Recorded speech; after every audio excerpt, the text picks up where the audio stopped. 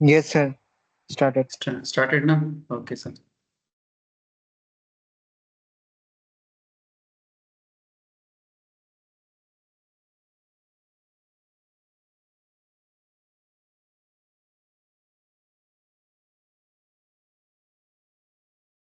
Good evening, Priya.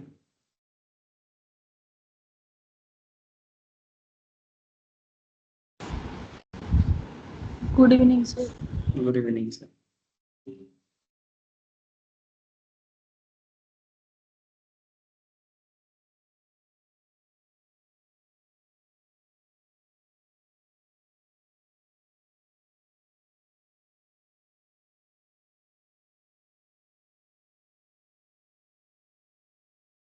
Good evening, Harsh.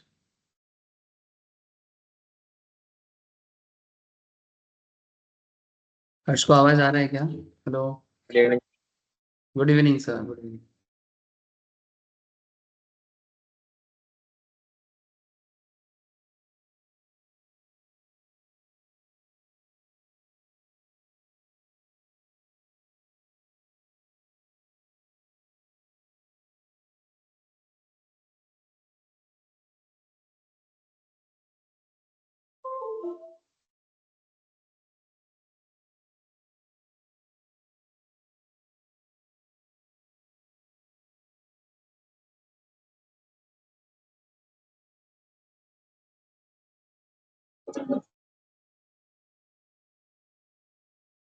एक second sir, Microsoft में ना कुछ टेक्निकल प्रॉब्लम है आज. कैमरा एक्चुअली थोड़ा प्रॉब्लम कर. 2 मिनट में ट्राई करता हूँ. अगर ठीक होगा तो ठीक है, नहीं होगा तो फिर.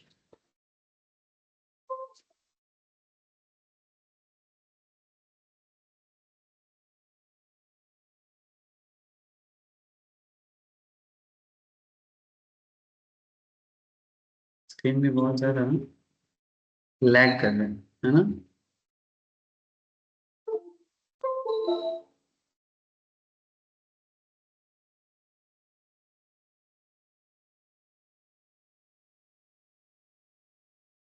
ओके, ठीक है. रिकॉर्डिंग ऑलरेडी स्टार्ट हो चुका है. Good evening sir to all of you. ठीक है. Good evening to all of you. अच्छा, देखो बेसिकली. Sir, screen share. हाँ, स्क्रीन शेयर में करता हूँ. Good evening sir. लोगों के लिए वेट करते करते देरी हो गई.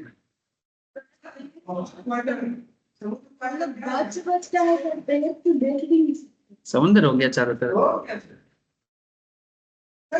7 समुंदर. इधर से आ जाता. इधर से क्या है? इधर से तो पहले. ठीक. अच्छा, तो बेसिकली सर, कंपनी लॉ में ना हम लोग बातचीत कर रहे थे कुछ क्लासेस से शेयर कैपिटल एंड डिवेंचर, और उसमें आज हम लोग प्रेफरेंस शेयर के बारे में बात करेंगे. ठीक है. प्रेफरेंस शेयर के बारे में बात करेंगे कि सर एक्चुअली क्या होता है. कि बेसिक्स कॉन्सेप्ट एकदम सिंपल है. ये जो कंपनी चलता है ना हमारे देश में, कंपनी को चलाने के लिए क्या जरूरत होता है? कैपिटल. ठीक है. और ये कैपिटल जो है ये इसका एक सोर्स होता है. सर कैमरा थोड़ा इशू करेगा बिकॉज माइक्रोसॉफ्ट का बहुत प्रॉब्लम है, वर्ल्ड वाइड प्रॉब्लम है. हम लोग तो बस छोटा मोटा लोग हैं. छोटा मोटा लोग हैं. तो हम लोगों के लिए भी सेम प्रॉब्लम है. आज आज माइक्रोसॉफ्ट का पूरा एकदम आउटरेज हो चुका है यार. वर्ल्ड वाइड, इवन एयरपोर्ट में भी कुछ कंपनीज का सिचुएशन. स्टॉक मार्केट में भी इम्पैक्ट पड़ा है ब्रोकरेज फर्म को बहुत बड़ा. कौन सा तैयार की आप स्टॉक्स. आप उसी का ट्रेडिंग करते हो? मैं बहुत सारे पे करता हूँ. और अभी छोड़, ब्रोकर बाद में बात करेंगे. ठीक है. मैं जस्ट ये कैमरा काम नहीं कर रहा है इसलिए मैं बोला. ठीक है. स्टॉक मार्केट के बारे में ऐसे भी आएगा, बातचीत करेंगे सर. यस. अच्छा, तो जो बात सर कि कंपनी को बिजनेस करने के लिए क्या चाहिए होता है? कैपिटल. और कैपिटल में दो पार्ट होता है इंपॉर्टेंट. एक होता है इक्विटी शेयर, दूसरा होता है प्रेफरेंस शेयर. इक्विटी शेयर माने जैसे कि हम लोग जो शेयर मार्केट के थ्रू से जो कंपनी का शेयर परचेज करते हैं ना, वो इक्विटी शेयर है. अगर शेयर मार्केट के थ्रू से भी ना करे अगर प्राइवेट कंपनी भी अगर कोई किसी कंपनी का प्राइवेट कंपनी का शेयर होल्ड करे तो वो भी इक्विटी शेयर होता है। Suppose what is the difference between, basics में हम लोग जानते हैं कि public company and private company. Public company माने जिस कंपनी में मिनिमम 7 मेंबर हो और मैक्सिमम अनलिमिटेड मेंबर हो, उसे पब्लिक बोलते हैं। और प्राइवेट माने मैक्सिमम 200, ठीक है। और ये प्राइवेट कंपनी के अंदर जितना लोग होते हैं मैक्सिमम 200, ये शेयर का कॉन्सेप्ट है 200 के अंदर ही रहेगा, 200 के अंदर ही शेयर रहेगा। अगर कभी ऐसा हुआ कि किसी कंपनी का शेयर 200 से पार हो गया, 200 से ज्यादा मेंबर हो गया, ठीक है, तो फिर वो कंपनी या तो पब्लिक से, प्राइवेट से पब्लिक करना पड़ेगा, या फिर इमीडिएट इम्पैक्ट से शेयर होल्डर को कम करना पड़ेगा, ठीक है। यानी अगर कहीं गलती से हो जाए, ऐसे गलती करना ही नहीं चाहिए, ठीक है, क्योंकि गलती करना यहाँ पर बहुत सजा का मैटर होता है, मैंने पेनल्टी आ जाएगा, ठीक है, कंपनी सेक्रेटरी पे प्रॉब्लम हो सकता है। तो चलो वो सब अलग बातें हैं, आगे आगे चर्चा करेंगे। एक्चुअली कंपनी लोग हमें यही सब तो बताते हैं क्या करना है क्या नहीं करना है। तो चलो मैं आपको डायरेक्टली सीधा आज के क्लास के पॉइंट में लेके आता हूँ। ये चैप्टर लगातार 3 क्लास इससे पहले हुआ है, 3-4 आई थिंक, 3 या 4 होगा। इससे पहले हम लोग शेयर कैपिटल एंड डिवेंचर के बारे में बहुत सारा टॉपिक इसके अंदर पढ़ के आए। ये कंपनीज लॉ के कौन से सेक्शन के अंदर आ जाता है सर, मैं बताता हूँ। कंपनीज एक्ट के अंदर ये आ जाता है आपका पूरा सेक्शन। इसके ये share capital and debenture companies act के अंदर कंप्लीट 43 से लेके 70 एंड एज वेल एज 72, ठीक है। मैंने आप ऐसे बोल सकते हो कि as per companies act 2013 section 43 से लेके 72 तक का एरिया ये चैप्टर कवर करता है। और एग्जाम पर्पस में चाहे चार्टर्ड का एग्जाम हो, चाहे कंपनी लॉ का मैंने सॉरी कंपनी सेक्रेटरी का एग्जाम हो, या फिर कॉस्ट अकाउंटिंग का, सभी के एग्जाम के लिए बहुत वाइटल चैप्टर, एग्जाम पर्सपेक्टिव से भी और real life company related matter के बारे में जानने के लिए, ठीक है। एंड इसीलिए इंपॉर्टेंस है क्योंकि डे टू डे लाइफ में इसका यूज बहुत है, डे टू डे लाइफ में इसका यूज बहुत है। मैं आपको एक यूज अभी दिखाता हूँ। तो मैं पुराना बात ज्यादा नहीं करूंगा, आज नया बात ही करूंगा। मैंने नॉर्मली मैं थोड़ा रिवीजन कराता रहता हूँ, बट आज मेरा रिवीजन का ना मूड नहीं, ठीक है। आज मैं सीधा पॉइंट पे आऊंगा, ठीक है। सर मूड का कब कब हो जाता है सर, ऐसा नहीं है, जब मुझे लगता है कि टॉपिक टफ था, थोड़ा बताना चाहिए, तब मैं रिवाइज कराता हूँ। और अगर मुझे लगता है कि टॉपिक इतना टफ नहीं है, डायरेक्टली न्यू पॉइंट से स्टार्ट हो सकता है, तब मैं नॉर्मली यही करता हूँ कि पुराना टॉपिक को रिपीट नहीं करता। यही मेन रीजन होता है। चलो ठीक है, कितना नंबर पेज था रे शेयर कैपिटल का प्रेफरेंशियल। तो ये जो कंपनीज एक्ट का सेक्शन है, ये सेक्शन 55 है। कंपनीज एक्ट के सेक्शन 55 में प्रेफरेंस शेयर इशू के बारे में बताया गया, ठीक है। अब मैं आपको एक चीज दिखाता हूँ। जैसे कि मेरा नॉर्मल आदत आप लोग जान चुके हो कि जो भी पढ़ते हैं उसका एक प्रैक्टिकल कहीं ना कहीं से ढूंढने का कोशिश करते हैं, ठीक है।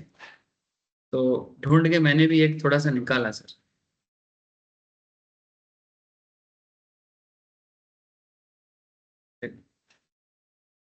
ये मुझे मिला, रिसेंट एक खबर था, लास्ट मंथ का था।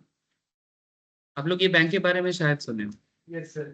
IDFC फर्स्ट बैंक, टीवी में बड़ा ऐड आता है। आई थिंक अमिताभ बच्चन साहब ऐड देते हैं। इसी में ट्रांजैक्शन होता है। किसका? अमिताभ बच्चन का। और KBC का भी ट्रांजेक्शन। चलिए, तो ये IDFC बैंक ने क्या किया, देखो IDFC फर्स्ट बैंक, ये आपका मई मंथ का खबर है, ठीक है। मैंने ऑलरेडी 1 मंथ 2 मंथ कवर हो गया, 1-2 महीना पुराना खबर है। खबर क्या है वो इंपॉर्टेंट है, कितना पुराना है वो इंपॉर्टेंट नहीं। तो न्यूज बस इतना सा है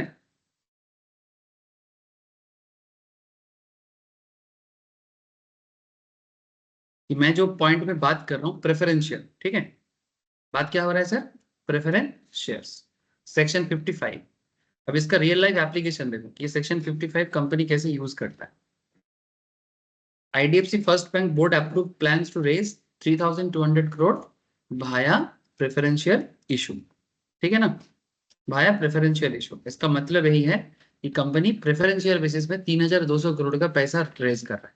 पैसा रेज करने का मतलब क्या है? बेसिकली कैपिटल रेज है। मैं आपको अभी कुछ देर पहले ही समझा रहा था कि बिजनेस करने के लिए मेरे पास 2 सोर्स ऑफ इनकम होता है, एक होता है इक्विटी इनकम और दूसरा होता है प्रेफरेंशियल इनकम, ठीक है। सर बेसिक डिफरेंस ये होता है कि इक्विटी शेयर जो होता है, जो भी इक्विटी शेयर कंपनी में होल्ड करता है वो कंपनी का ट्रू ओनर होता है, और क्योंकि आईडीएफसी फर्स्ट बैंक एक ऑलरेडी पब्लिक लिस्टेड कंपनी है, तो इसका शेयर तुमको मार्केट में भी दिख जाएगा। तुम अगर गूगल में लिखोगे आईडीएफसी बैंक शेयर, ठीक है, आईडीएफसी फर्स्ट बैंक शेयर, मेरे पास है इसका शेयर। इसका दो है, एक आईडीएफसी बोल के है और एक फर्स्ट बैंक बोल के है।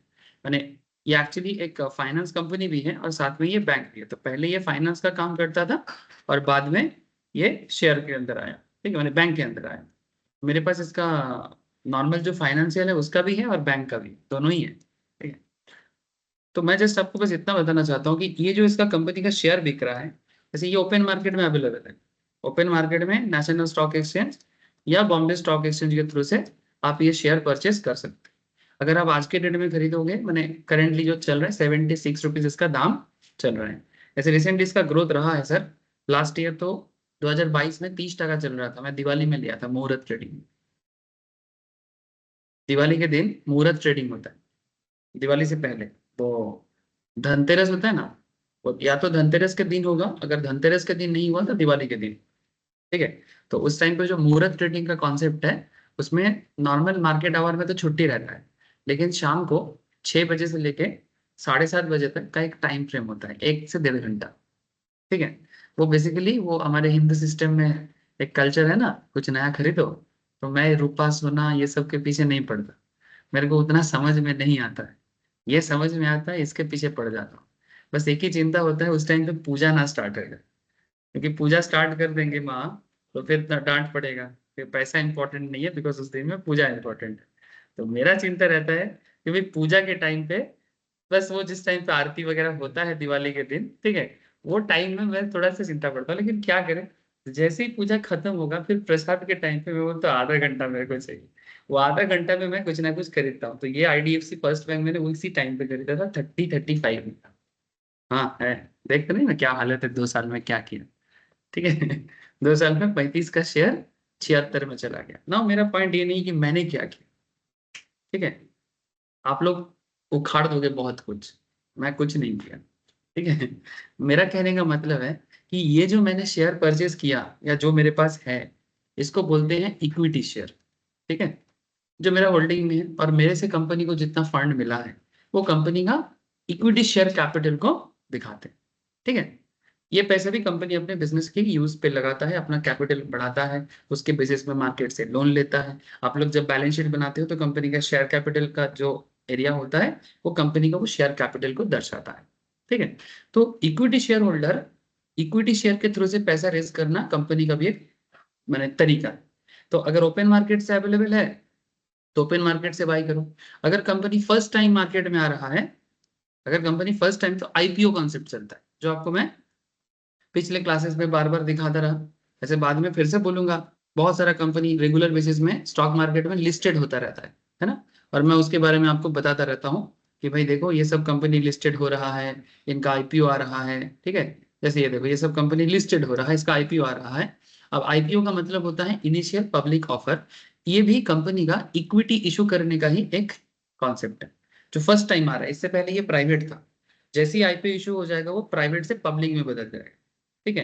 तो जो भी इस कंपनी का शेयर परचेस करेगा वो भी इक्विटी शेयर में ही पैसा लगा रहा है। लेकिन सर हम लोग तो पढ़ रहे हैं प्रेफरेंस शेयर, तो आप बार बार इक्विटी के पीछे काय को पढ़े? सर नहीं, ये इक्विटी के पीछे नहीं पड़ा। एक्चुअली प्रेफरेंस को समझाने के लिए इक्विटी के बारे में जानना जरूरी होता है, बिकॉज इक्विटी और प्रेफरेंस में एक डिफरेंस होता है। इक्विटी और प्रेफरेंस में डिफरेंस ये होता है कि इक्विटी इज माने preferred for company in case of capital structure. माने इसका कॉन्सेप्ट ये होता है कि, क्योंकि मैं आपको बार बार बोल रहा हूँ कि इक्विटी शेयर होल्डर कंपनी का ट्रू ओनर होता है। अगर कल इस बिजनेस का, जैसे मेरे पास इसका शेयर है ना सर, कल अगर इसका बिजनेस का हालत खराब हो जाए और ये बंदा अपना सारा एसेट बेचने के पीछे पड़ जाए, ठीक है, तो मेरे को सबसे लास्ट में मिलेगा, क्योंकि मैं कौन हूँ? इक्विटी। लेकिन इक्विटी से पहले प्रेफरेंस को प्रेफर दिया जाता है। Point to be noted sir, equity से पहले प्रेफरेंस शेयर होल्डर को प्रेफरेंस दिया जाता है। That's why known is preference share. इसलिए प्रेफरेंस शेयर का नाम प्रेफरेंस शेयर पड़ता है, इसका और कोई रीजन नहीं है। और इसका कैरेक्टर भी थोड़ा अलग होता है। जैसे इक्विटी शेयर, जैसे मैं इसका शेयर होल्ड किया ना, तो ऐसे तो मेरे को जो गेन मिला है वो कैपिटल गेन, जो आप लोग टैक्स के क्लास में पढ़ते हो। लेकिन एक्चुअली शेयर होल्ड के कारण कंपनी जो अपने शेयर होल्डर को देता है उसे कैपिटल गेन नहीं कहते, उसे डिविडेंड कहते हैं। कंपनी अपना प्रॉफिट का पार्ट जो देगा ना, जैसे ये जो बड़ा है ना मेरा, ये कोई डिविडेंड नहीं है। मैंने 30-35 में लिया था और जो अभी 76 में चल रहा है, ये कंपनी ने मेरे को कुछ नहीं दिया। ये बेसिकली कंपनी का बिजनेस ग्रो किया तो उसका वैल्यू बढ़ गया, तो मार्केट वैल्यू बढ़ने के कारण मेरे को गेन मिला है। इसमें कंपनी का अंदर का कुछ खेल नहीं है। कंपनी का अंदर का खेल का मतलब है हम जो कंपनी का शेयर होल्ड करेंगे तो बदले में तो कंपनी को मेरे को कुछ देना पड़ेगा। से फॉर एग्जाम्पल हम लोग बैंक में पैसा रखते हैं, तो बैंक में पैसा रखने के कारण बैंक हमें इंटरेस्ट देते हैं ना। तो अगर मेरा पैसा कंपनी के पास है तो बदले में कंपनी भी तो मुझे कुछ देगा। तो जो कंपनी हमें देता है उसे कहते हैं डिविडेंड। क्या कहते हैं उसे? डिविडेंड। ठीक है। तो ये इक्विटी का जो डिविडेंड है ये फिक्स्ड नहीं होता। इक्विटी डिविडेंड कभी भी कंपनी फिक्स्ड नहीं कर सकता है। ये ऑलवेज कंपनी के प्रॉफिट के ऊपर है। ज्यादा करेगा तो बहुत ज्यादा देगा, कितना परसेंटेज होगा वो कैलकुलेट करके निकाला जाएगा। लेकिन इक्विटी शेयर जब कोई कंपनी में खरीदते हैं, कोई भी कंपनी इक्विटी शेयर होल्डर को ये नहीं बोल सकता कि मैं आपको इतना परसेंटेज डिविडेंड दूंगा। ये पॉसिबल नहीं, और ना तो इस कंडीशंस पे इक्विटी शेयर इशू होता है। इक्विटी शेयर इशू करने के साथ डिविडेंड का परसेंटेज का कोई लेन देन नहीं है। लेकिन वही चीज जब उल्टा साइड में प्रेफरेंस शेयर वाले आते हैं ना, तो प्रेफरेंस शेयर वाले एक पर्टिकुलर इंटरेस्ट के साथ आता है। एक पर्टिकुलर इंटरेस्ट के साथ आता है। ऐसे तो इसे इंटरेस्ट नहीं कहते हैं, क्योंकि शेयर नाम में शेयर है ना। अगर किसी के नाम के पीछे शेयर वर्ड जुड़ जाता है ना, तो उसके बदले कंपनी उसे जो पे करते हैं ना, उसे वो फिक्स्ड भी हो तो उसे हम लोग क्या बोलेंगे? डिविडेंड ही बोलेंगे। बट ये जो डिविडेंड का परसेंटेज है वो फिक्स डिविडेंड होते हैं। एग्जाम्पल के तौर पे आईडीएफसी बैंक का ही केस मैं आपको दिखाता हूँ। मई के 2024 में 2024 मई मंथ में इस कंपनी को 3200 करोड़ का जरूरत है। सर क्यों जरूरत होता है कंपनी को? सर बिजनेस करने के लिए जरूरत है। सर क्यों हम पैसे? हाँ, इंफ्रास्ट्रक्चर डेवलपमेंट करने के लिए, ब्रांच बढ़ाने के लिए, है ना, लोगों को लोन देने के लिए। काम क्या है बैंक का? काम क्या है? लोगों को लोन देना, है ना, इंफ्रास्ट्रक्चर को डेवलप करना, लोगों को आईडीएफसी फर्स्ट बैंक के बारे में और ब्रांच बढ़ाने से लोगों को पता चलेगा, न्यू एरिया को कैटर करना है। सपोज अभी ये बेसिकली दिल्ली साइड में ज्यादा दिखता है, ईस्ट कोलकाता साइड में अभी भी इसका कम है। ठीक है, जिस तरह से एचडीएफसी दिखता है, एक्सिस दिखता है, एसबीआई दिखता है, उतना तो आईडीएफसी नहीं दिखता ना। तो इसका मतलब ये अपने आप को ग्रोथ करने के लिए बहुत कोशिश करे। मैंने देश के छोटा छोटा शहर में पॉकेट इन द सेंस मैंने सिटी या टाउन का जो लोकेलिटीज उसे पॉकेट बोल रहा हूँ। ठीक है, तो डिफरेंट पॉकेट्स में ये जाने का कोशिश करेगा, है ना। तो इसकी तरह से जहां पर उसको बिजनेस मिलेगा, हर जगह में नहीं जा सकता, जहां पर बिजनेस मिलेगा वहां जाएगा। उसके लिए इसे सर्वे करना पड़ता है कि भाई कहाँ लोगों के पास पैसा है, कहाँ लोगों को बैंकिंग सर्विस लेने का इच्छा है। ठीक है, वहां जाएगा। अगर पैसा नहीं है, बिजनेस नहीं है, वहां पर ब्रांच खोल के ब्रांच का खर्चा कहाँ से आएगा? किसी भी एरिया में एंट्री करने से उस एरिया के लोगों के पास पैसा है कि नहीं, लोगों के घर में झांकने का जरूरत नहीं। बस चेक कर लो एरिया में कितना बैंक है। क्या समझे? कोई भी एरिया में एंट्री ले रहे हो, ठीक है, एंट्री लेते ही उस एरिया में घर घर में जाके नहीं देखना कि यहाँ का लोग रिच है पुअर है ना। कुछ नहीं चेक करना है। जस्ट चेक कर लो कि एरिया में कितना बैंक है और कैसा कैसा बैंक है, प्राइवेट बैंक कितना है। अगर प्राइवेट बैंक ज्यादा है तो ये एक कॉन्सेप्ट है कि वहां पर पैसा ज्यादा है। अगर सरकारी बैंक ज्यादा है तो समझ लेना सैलरीड पर्सन ज्यादा रहता है, मतलब जॉब करने वाला। प्राइवेट बैंक है तो बिजनेसमैन काफी मिल सकता है। और अगर फॉरेन बैंक है तो समझ लेना अरबपति लोगों का जगह है, क्योंकि मिनिमम बैंक अकाउंट ओपन होता है फॉरेन बैंक का कम से कम 1 लाख के मिनिमम अमाउंट से। जैसे हम लोग बैंक अकाउंट ओपन करते हैं 5,000 से, 10,000 से जोर। और मेरा तो एसबीआई का है, फ्री का 3,000 बोलता है, वो भी नहीं करता कभी कभी, जो भी हो। तो पॉइंट इज दैट कि प्राइवेट बैंक के केस में तुम्हारा मिनिमम अमाउंट ब्लॉक होता है। एक मिडिल क्लास बंदा 10,000 ब्लॉक करके भी हमें 10,000 मेरा ब्लॉक हो गया। ठीक है, तो जब करोड़पति लोग होंगे ना, वो 1 लाख 2 लाख टका ब्लॉक करके उसके बाद वो यूज करेंगे। मैं सोचो, तो फिर minimum savings account foreign bank के केस में ऐसे होते हैं। तो ये एरिया में एंट्री करते ही समझ जाना उस एरिया में पैसा, किस एरिया में पैसा ज्यादा है, या फिर मैक्सिमम लोग किस इनकम ग्रुप के अंदर आते। ट्रिक्स दे दिया सर, ठीक है, आगे से यूज कर लेना। इसको बोलते हैं आंख कान खुला रखने का तरीका, समझे। जैसे केस्टपुर वेरी अनऑर्गेनाइज्ड है, बट यहाँ पर पैसा है, हर तरह का बैंक मिलेगा तुमको। बांगुर या लेकटाउन में एंट्री करो, थोड़ा ऑर्गेनाइज्ड एरिया है, वहां पर भी हर तरह का बैंक है, इवन 2-4 फॉरेन बैंक भी मिल सकते हैं एकदम, ठीक है, जो फॉरेन का ट्रांजेक्शन भी करता है। इसका मतलब है कि वहां पर अरबपति लोग रहते हैं, समझे? सॉल्ट लेक में तो और मिलेगा आपको, है ना? तो ये सब प्रमाण है इसका। और किसी एरिया में जाओगे, एक तुमको कहीं ना कहीं एक सरकारी bank, central bank of India, United bank of India, एक दो ब्रांच कहीं ना कहीं दिख रहा है, मतलब समझे ना? ठीक है, लोग हैं सरकारी जॉब वाले ज्यादा है, उतना पैसा नहीं है, ठीक ठाक पैसा है, ये सब ठीक है, ये सब सेंस है। अगर कहीं जाओगे ग्रामीण बैंक दिखता है, ठीक है, तो समझ जाना कि ग्रामीण बैंक दिख रहा है, मैंने मॉडरेट रोजगार होगा, ज्यादा सर्विस में ही चला जाता है, ठीक है, सरकारी स्कीम बांटते बांटते चला जाता है, वो लोग पैसा देगा, उनके पास कभी जाओ लोन लेने, उनके पास लोन का कुछ भी नहीं है, पैसा नहीं है, ठीक है, 10,000 भी मांगोगे बोलेगा देखते हैं, ठीक है, वो बस सरकारी स्कीम को देते देते उसका दिमाग खराब होगा, उसी का भीड़ लगा रहा है। वो जो सरकारी थ्रू से पैसा आता है ना, ये विडो भाता, हाँ ये बेकार भाता, हाँ डिफरेंट काइंड ऑफ, ठीक है, फिर सरकारी स्कीम में जैसे ममता दीदी का चलता है बंगाल में, ठीक है, ये योजना का पैसा, वो योजना का पैसा, या फिर अगर सेंट्रल गवर्नमेंट का स्कीम है तो आयुष्मान योजना का पैसा, वो पैसा, ये सब आता है, उसी के चक्कर में सारा दिन बैंक में भीड़, ठीक है, तो बैंक का भीड़ क्यों हो रहा है ये भी पता कर सकते हैं आप, ठीक है, कि किस कारण से भीड़ है। चलो आगे बढ़ते हैं। तो आईडीएफसी बैंक ने प्रेफरेंस शेयर इशू करके क्या कर रहे हैं देखो, IDFC first bank will be issuing 39.68 crore shares to LIC. समझे? हम लोग जो एलआईसी को पैसा देते हैं ना, इंश्योरेंस करवा लो, आके डराते हैं ना, अगर आपका कुछ हो जाए तो क्या होगा फैमिली का, है ना? ये जो इंश्योरेंस एजेंट आके डराते हैं, ये डर के बदले ये इतना पैसा जो लेके जाता है, वो पैसा कंपनी के शेयर में इन्वेस्ट करते हैं। कुछ समझे कि नहीं? हमारा पैसा एलआईसी प्रीमियम में जमा होगा, हम कब मरेंगे फिर जाके मेरे को तो नहीं मिलेगा, मेरे परिवार को मिलेगा। मैंने जब एलआईसी एजेंट घर पे आता है, with respect to LIC agent, अगर आपकी फैमिली में कोई है तो, ठीक है, वो आपको जीने का फायदा नहीं बताएगा, मरने का फायदा बताएगा कि मरने के बाद आपको क्या मिलेगा। होता है ना, नहीं होता? ठीक है, जो भी हो, लेकिन अब फायदा देखो, मरने एजेंट तो हमें फायदा दिखाता है, और एलआईसी वाले क्या करते हैं, एलआईसी किसका है? सरकार का है। ये अपना पूरा पैसा, एक देखो, आईडीएफसी बैंक का 39.68 करोड़ इस इशू के अंदर एलआईसी का है, एचडीएफसी लाइफ इंश्योरेंस का है, Aditya Birla sun life insurance का है, बजाज एलियंस का है। आप लोग सोचते हो ना, ये टीवी में इन्हीं का तो ऐड चलता है ना?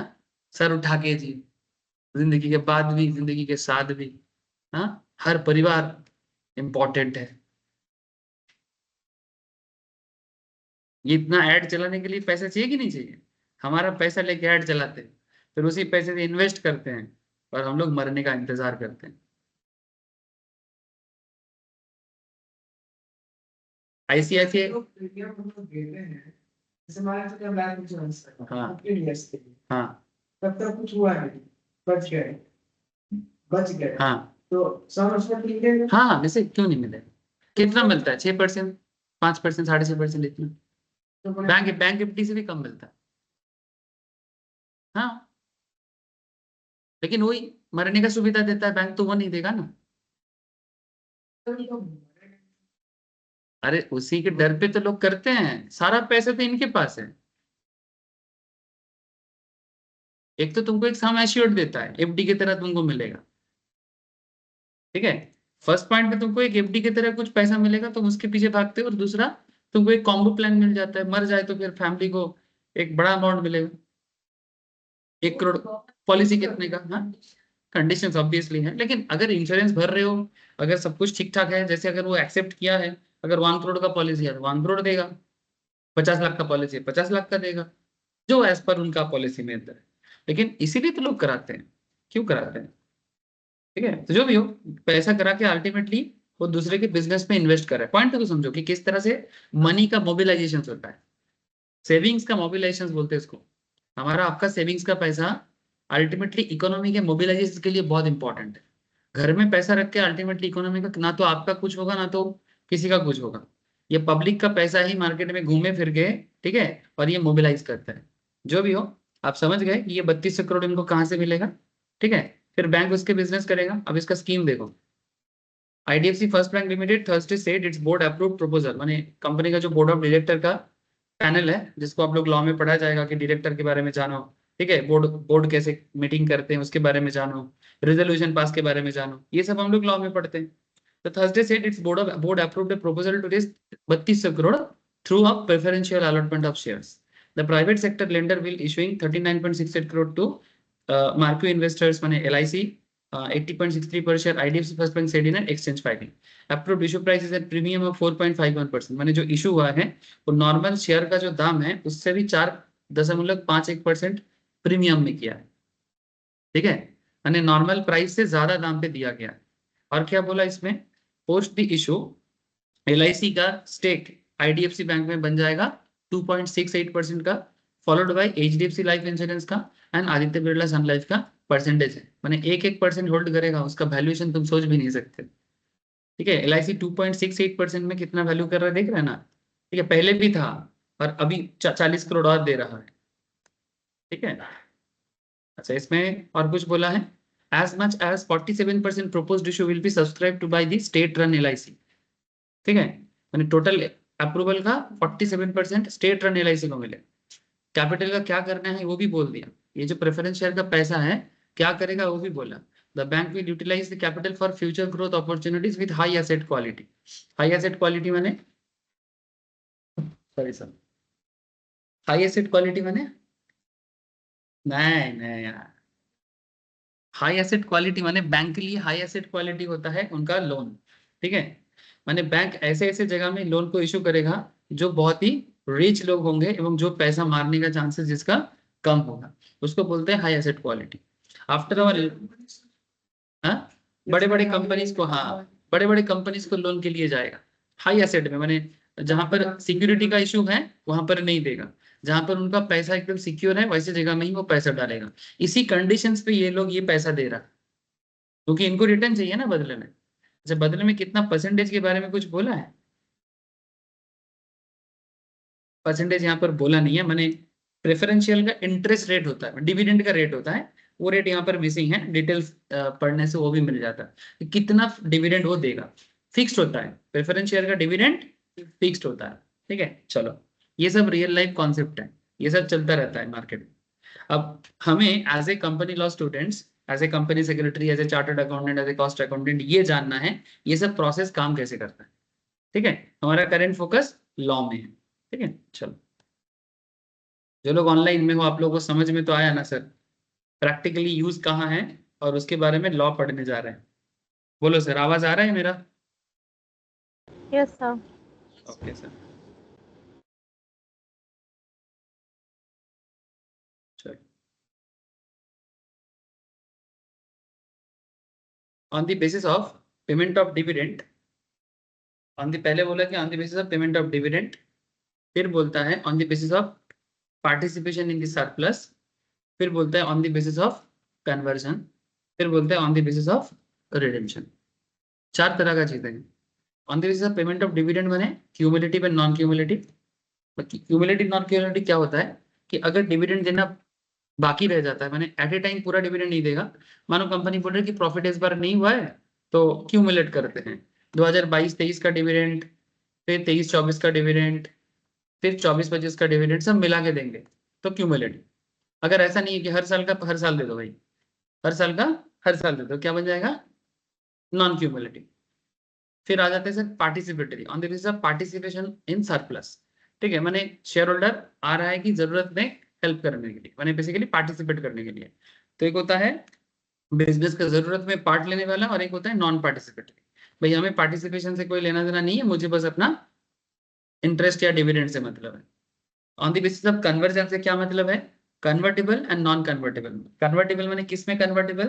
क्या प्रेफरेंस शेयर को हम इक्विटी में कन्वर्ट कर सकते हैं? इसीलिए इक्विटी का बात बार बार करना पड़ रहा है, बिना इक्विटी को जाने हुए प्रेफरेंस को जानना पॉसिबल नहीं है, क्योंकि इक्विटी होता है ट्रू ओनर, प्रेफरेंस होते हैं प्रेफर्ड ओनर। इक्विटी से पहले उनको बने, सिंपल बात है, प्रेफरेंस इज लाइक अ मेहमान, ठीक है। तो घर पे मेहमान को प्रेफर करोगे कि घर वाले को? सिंपल बात है कि अगर तुम्हारे घर पे अगर गेस्ट आते हैं तो गेस्ट को पहले खाना खिलाया जाता है कि तुम लोग खुद पहले खा लेते हो? गेस्ट को माँ बाप भी सबसे लास्ट में खाते हैं, इसका मतलब दे आर दी फाउंडर, वही है ट्रू ओनर। और आप लोग फाउंडर नहीं हो, बस घर का ओनर हो। ठीक है, वो लोग प्रोमोटर है, ठीक है, वो लोग प्रोमोटर है। अगर बिजनेस खराब जाए तो फिर उनका सबसे बड़ा प्रॉब्लम है। आप लोगों का भी प्रॉब्लम है बट माँ बाबा से कम, ठीक है। और प्रेफर्ड में जो गेस्ट है उनको तो पहले खाना खिलाना है, जरूरत पड़ने से अपना खाना दे देना पड़ेगा, आपको खाना मिले ना मिले। तो प्रेफरेड वाले का कॉन्सेप्ट एक्चुअली बिजनेस में भी सेम कॉन्सेप्ट में यूज होता है। ये जो बाहर वाले बंदे हैं प्रेफर्ड स्कीम में आए हैं उनको पहले प्रेफरेंस दिया जाता है पैसे के मामले में, बाद में बचा कुचा जो भी मिलेगा, ज्यादा रहेगा ज्यादा, कम रहेगा कम। गेस्ट को देने के बाद जिसका ज्यादा होगा वो पूरा, गेस्ट को कम देने के बाद अगर कम रहेगा तो कम। जैसे अंबानी ने दुनिया का हर लोगों को बुलाया खाने में, दुनिया को दिखा दिया कि वो क्या कर सकता है। मेरे को तो लगता है कि देश दे दो देश भी चला देगा। जितना खर्चा वो एक दिन में किया है, उस पूरा एक दिन में पूरा भारत को, भारतवासी को करोड़पति बनाया जा सकता है। और हिसाब बता रहा है कि उसका टोटल एसेट का उसने 0.05% भी खर्चा नहीं किया। उसका जो टोटल एसेट है उसका 0.05% भी उसने खर्चा नहीं किया। अगर उसका नेट वर्थ है ना, अगर वो 2 माह से लुटाएगा, मतलब डेली अगर 1 करता है तो हमको कम से कम भी 10 डिकेट्स लग जाएगा खर्च करने में। समझे? चलो, अच्छा तो कन्वर्टेबल माने क्या हो गया, प्रेफरेंस से इक्विटी कन्वर्ट होगा कि नहीं होगा, मैंडेटरीली और ऑप्शनली, या फिर पार्टली पार्शियली और फुल्ली।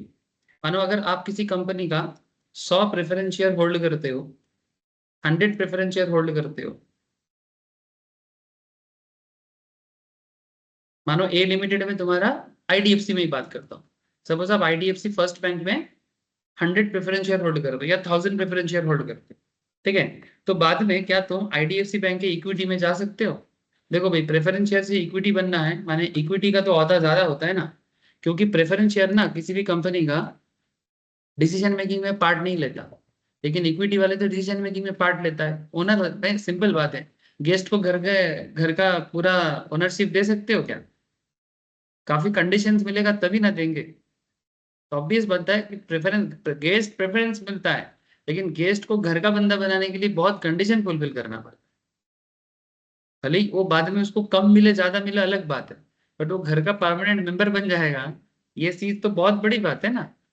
आप दे दोगे इतना इजीली गेस्ट को अपना घर का अपना बेडरूम शेयर करते देवे? हाँ, जब गेस्ट आते हैं और अपना बेडरूम मिलना नहीं मिलता है यूज करने के लिए, कितना पेन होता है। हाँ, अच्छा बेड तो बहुत दूर की बात है, जिस पीलो में तुम सोते हो वो तुम्हें नहीं मिलता है फिर भी चिढ़ आता है।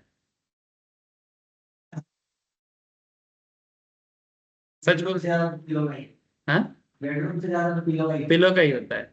इसलिए गेस्ट को बोला। ज्यादा गेस्ट आने से फिर अपना रूम भी तो देना पड़ेगा, फिर खुद को हॉल में सोना पड़ता है ना। हाँ भाई, तुम हॉल में सो और गेस्ट को थोड़ी ना हॉल में सुलाओगे। अतिथि देव बाबा, है ना। नॉन कन्वर्टेबल माने जिसको कन्वर्ट नहीं किया जा सकता, सभी कंडीशंस होते हैं इशू करने से पहले। और रिडेम्पशन के बेसिस में बोलता है रिडीमेबल एंड इरिडीमेबल। माने रिडीमेबल का मतलब होता है कि जो प्रेफरेंस शेयर इशू किया गया है वो प्रेफरेंस शेयर रिडीम करना पड़ेगा। जैसे मानो ये जो 3200 करोड़ का जो अमाउंट आईडीएफसी फर्स्ट बैंक ने रेज किया, आईडीएफसी बैंक ने जो रेज किया, ये उनको वापस करना पड़ेगा ना, विद इंटरेस्ट वापस करना पड़ेगा। उसी कंडीशंस पे तो ये लोग पैसा दे रहा है। तो ये जो वापस करने का जो बात है, इस प्रोसेस को कहते हैं रिडेम्पशन, ठीक है, रिडेम्पशन या रिडीमेबल, ठीक है। और फिर अगर इरिडीमेबल कॉन्सेप्ट है, पहला बात है इरिडीमेबल कॉन्सेप्ट तो हो सकता है बट आजकल ये यूज नहीं होता। माने अगर तुमने किसी से शेयर इशू किया, ठीक है, तो तुम्हें रिडेम्पशन करना पड़ेगा। इरिडीमेबल शेयर आजकल और नहीं होता है, पहले चलता था परपिचुइटी कॉन्सेप्ट में। परपिचुइटी माने तुम एक पैसा दे दो, लाइफ टाइम तुमको क्या मिलेगा, इंटरेस्ट। सपोज तुम 6% रेट ऑफ इंटरेस्ट में तुमने 10 लाख करके इशू किया, एक एक पार्टी को 10 लाख, फिर 10 लाख करके कंपनी को मिला। कंपनी बदले में ये 10 लाख कभी भी वापस नहीं करेगा, बस एनुअली 6% करके फिक्स्ड डिविडेंड उनको देता है, कभी नहीं करेगा। जब तक कंपनी है तब तक ये चलता रहेगा, परपिचुअल प्रेफरेंस शेयर, जिसको इरिडीमेबल प्रेफरेंस शेयर भी कहा जा सकता है। बट ये प्रोसेस आजकल कंपनीज एक्ट यूज, हाँ प्रोहिबिटेड, आजकल यूज नहीं करने देता, क्योंकि पैसे के मामले में ये सब बहुत प्रॉब्लम कर रहा है। ये सब रूल्स इसलिए डब्बा हो चुका है, मैंने इसमें लोगों का पैसा लेके प्रॉब्लम हो रहा है। ठीक है, इवन आजकल तो स्टॉक मार्केट में पैसा रहता है ना ट्रेडिंग अकाउंट में, एक हफ्ता यूज नहीं करोगे तो ब्रोकिंग फर्म तुम्हारे बैंक अकाउंट में खुद से ही वापस करेंगे। समझे, पहले ऐसा नियम नहीं था। अकाउंट पूरा, तुमको कुछ नहीं करना है, तुम्हारा अनयूज्ड फंड पड़ा रहेगा, तुम्हारा फंड ब्रोकर के पास रहेगा, और अनयूज्ड फंड मैंडेटरीली आप बैंक अकाउंट में चला जाए। फिर ट्रेड करने के टाइम पे देखो अरे भाई मेरा तो जीरो हो गया, ठीक है, तुमको लगेगा मेरा पैसा चला गया, बैंक अकाउंट चेक करो उसमें फिर से क्रेडिट हुआ, विदाउट चार्ज, वो रख नहीं सकते। और इसको करने के लिए बैंक भी उनसे कोई चार्ज नहीं लेता, मैंने सरकार इस चीज को नॉर्मल रखा। क्यों? क्योंकि ये जो ब्रोकर का ट्रेडिंग अकाउंट का पैसा को कुछ ब्रोकिंग फर्म अपना पैसा मान के मार्केट से मैनिपुलेशन का काम कर रहा था। एक कार्बी बोल के एक बड़ा पॉपुलर एक हैदराबाद बेस्ड ब्रोकिंग फर्म था, बहुत पुराना, कार्बी स्टॉक ब्रोकिंग बोल के, उसने I think bank of Baroda या पंजाब नेशनल बैंक, एग्जैक्टली मुझे याद नहीं आ रहा है, उसको सपोज मानो मैं हूँ कार्बी, आप लोग मेरे पास अकाउंट ओपन किया है, तो आप लोगों का डीमैट अकाउंट या ट्रेडिंग अकाउंट मेरे पास है। एक्चुअली डीमैट तो मेरे पास नहीं होता, डीमैट एनएसडीएल है, सीडीएसएल के पास चला जाता है, लेकिन आपका ट्रेडिंग अकाउंट मेरे पास है। और मैं क्या करता हूँ, जो बड़े बड़े रिच लोग हैं ना, तो उनका पावर ऑफ अटर्नी का कॉन्सेप्ट रहता है। पावर ऑफ अटर्नी मैंने उनके बिहाफ में वो मेरे को एक परमिशन दे देता था कि मैं शेयर बाई सेल करूँ, क्योंकि मैं एडवाइजर हूँ, इसी रूल को प्ले करूंगा, साथ में मेरा ब्रोकरेज फर्म भी है, तो फिर तुम मानो तेज अपना अरबपति बनता है, इसके पास इतना टाइम नहीं है अपना ट्रेडिंग वगैरह करने का, इन्वेस्ट का, लेकिन वो चाहता है कि उसका फंड को ग्रो किया जाए, तो वो मेरे को पीओए दे दिया, पावर बटन ही दे दिया, और मैं उसका फंड पूरा मेरे पास है पूरा। तो ऐसा फंड देख के तो मैं बैंक के पास गया, मेरे को और पैसा चाहिए, तो इस तरह से मानो मेरे पास 100-200 करोड़ आ गए। ठीक है, बहुत सारे बड़े बड़े लोग हैं, ये 100 करोड़ को देख के बैंक मेरे को लोन देता है, क्यों? मेरे को और फंड मिला, उस फंड से मैं रियल एस्टेट बिजनेस कर रहा हूँ। लेकिन प्रॉब्लम है, वो जो डीमेट अकाउंट का पैसा है ना, ट्रेडिंग अकाउंट का, वो पहला बात है ब्रोकर का है ही नहीं, तो जो तुम्हारा है नहीं, बैंक के पास जो पैसा होता है वो बैंक उसको यूज कर सकता है, बट ब्रोकिंग फर्म तो इस कंडीशंस पे नहीं चलता। ब्रोकिंग फर्म तुमको एक्सचेंज के साथ मिलाएगा, शेयर दिखाएगा, बाई सेल में हेल्प करेगा, बदले में कमीशन कमाएगा। वो जो पैसा ट्रेडिंग के पास पड़ा हुआ है, वो पैसा थोड़ी ना उसका है, तो उस पैसे को यूज करके बैंक कभी भी लोन नहीं दे सकते। यहाँ पर बैंक भी गलत है, बैंक को उस पैसे को मॉर्टगेज के रूप में लेना ही नहीं चाहिए। फिर पता कैसे चला? वही जैसे हैदराबाद का और एक कंपनी का स्कैंडल हुआ था ना, जो ऑडिट में पढ़ते हैं, क्या नाम है? सत्यम कंप्यूटर्स, वैसा कार्बी स्कैंडल रिसेंटली हुआ है 2022, कोरोना के बाद का केस है। फिर से कार्बी स्टॉक ब्रोकिंग को कंप्लीटली बैन किया गया, उसका सारा अकाउंट आईआईएफएल सिक्योरिटीज बोल के कंपनी है, उस पर ट्रांसफर किया गया। प्रोसेस में टाइम लगा, बहुत झमेला हुआ, बहुत झमेला। तो ऐसे कभी कभी बीच बीच में होता है। हाँ, तो और किसका? ऑडिटर का ही तो रोल है, ऑडिटर को तो सब पता है कि गलत काम चल रहा है ना, कि एसेट, जो एसेट को मॉर्गेज करके, इवन बैंक ऑडिटर क्या कर रहा है? बैंक का भी तो ऑडिट होता है, बैंक ऑडिटर क्या कर रहा है?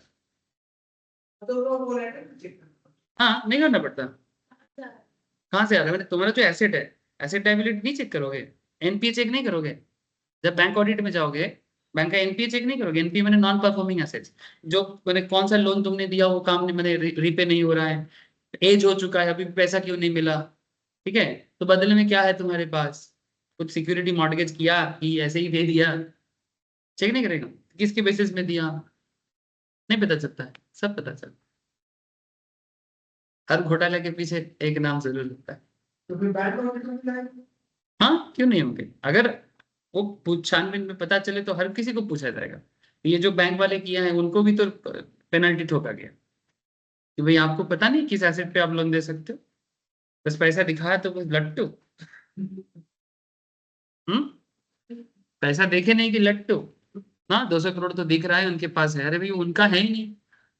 एक बंदा था बॉम्बे का, अनुभव स्टॉक ब्रोकिंग बोल के, अनुराग स्टॉक ब्रोकिंग, उसका घोटाला सुनोगे ना माथा खराब हो जाए। ये कार्बी तो जो किया किया, और वो तो और गजब किया, उसके बारे में कभी बात करेंगे। लेकिन ये सब पहले था, बट रिसेंट ट्रेंड में एक चीज देखो भाई, ये मैं तो मानता हूँ कि ये करंट गवर्नमेंट का ही पूरा क्रेडिट है, भले ही तुम्हें मोदी पसंद हो ना हो। ये गवर्नमेंट का एक चीज है कि ये लोग करप्शन को कम से कम करने का कोशिश कर रहा है। पहले के जमाने में क्या सरकार नहीं था, तो उन्हीं के टाइम पे तो ये सब लोगों को इतना सूड़ बड़ा है, माने इतना औकात, माने इन लोगों का जो अपना बड़ा है ना, जैसे हाथी का सूंड होता है ना, ये जो हाथी का सूंड की तरह इनका जो सूंड बढ़ चुका था, उसी के चलते तो ये सब ये कर रहा था। लेकिन करंट गवर्नमेंट में ही तो सारा ये सब पता चल रहा है, तो पहले क्यों नहीं पता चला भाई? कंपनी तो 1980 से चले आ रहा है। ये देश का डेवलपमेंट का ये बहुत बड़ा चीज है। और ये जो स्टॉक मार्केट में जो नॉर्मल हम आप जैसे लोग भी इतना इजीली एंट्री ले रहा है ना, इसका रीजन नहीं है कि ट्रांसपेरेंसी इस लेवल तक बढ़ चुका है कि लोगों को और डर नहीं लगता कि मेरा पैसा का क्या होगा। ठीक है, ये सब डर काफी हद तक खत्म हो चुका है। और इसका मेन रीजन है ये सब करप्शन जो लीगली, लॉ तो पहले भी था, लॉ आज भी है, लेकिन लॉ का यूज नहीं होता था। ठीक है, क्योंकि चल रहा था सब सेटिंग बाजी करके चल रहा था, पॉलिटिकली फंड जाता था। फिर भी ऐसा नहीं बोलूंगा कि करप्शन हर जगह, मैंने सब जगह में खत्म हो गया। हाँ, लेकिन जितना कम होगा देश का तरक्की उतना। तो समझ में आ रहा है ना शेयर मार्केट रिलेटेड चीजें कितना काम करता है। तो ये है रिडेम्पशन के बेसिस में। तो इसीलिए आजकल ये सब इरिडीमेबल कॉन्सेप्ट धीरे धीरे खत्म हो रहा है। ठीक है, वो पैसा को लेके ना मजाक नहीं भाई, क्या है ना, पैसा ही, বাংলাতে একটা কথা আছে জানিস তো, অর্থই অনর্থের मूल, बोले ना, मैंने पैसा ही मैंने खराबी के पीछे का सबसे बड़ा कारण होता है। किसी भी चीज की खराबी के पीछे का कोई जड़ ढूंढो तो, dispute is there, there is when there is a dispute there is a money. अच्छा, prohibition on issue of irredeemable preference share, a company limited by share shall not issue any preference share which are irredeemable. It ought nothing that amendment 1988 of the Companies Act abolished the category of irredeemable preference share। 1988 का जो companies act बीच में बना था, sorry amendment आया था, और companies act 1956 में भी इसको एबोलिश करने के बारे में बातचीत हुआ था। मैंने काफी दिनों से ये इरिडीमेबल कॉन्सेप्ट को बंद करने का कॉन्सेप्ट चल रहा था। Issue and redemption of redeemable preference share subsection 2 में कहता है, ये जो सेक्शन हम लोग पढ़ रहे हैं, कौन सा सेक्शन, 55 ना, 55 के सबसेक्शन 2 में कहता है, from the subsection 1 it can be constructed reasonably that only redeemable preference share can be issued by company limited by shares। है ना, माने जिस कंपनी का लिमिटेड बाय शेयर्स है, लिमिटेड बाय शेयर्स माने आप लोग जानते हो क्या होता है limited by shares?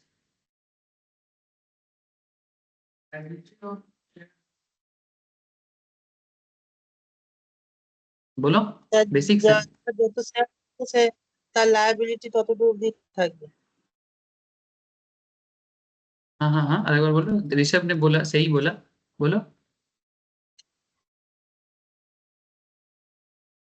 Limited to the amount of unpaid shares, माने कॉन्ट्रैक्ट जब हो रहा था, मैंने शेयर का जब इशू हो रहा था, उस टाइम पे शेयर होल्डर के साथ कंपनी का जो डील हो रहा था कि कितना शेयर एक शेयर होल्डर पे करेगा, उस पर्टिकुलर अमाउंट में अगर कुछ अनपेड है तो वो अमाउंट के लिए शेयर होल्डर लायबल होंगे, बट एक्स्ट्रा अमाउंट के लिए नहीं। से फॉर एग्जांपल आप लोग कंपनी अकाउंट्स में बचपन में किए हो ना, ज्यादा ऑब्वियसली पढ़े हो, मैं बस जब यहाँ पर भूल जाते हो तो बचपन याद दिलाना पड़ता है। कंपनी अकाउंट्स में भी आप लोग पढ़ते थे ना कि 10 टका का फेस वैल्यू है, ठीक है, और मानो 4 टका का प्रीमियम वैल्यू है।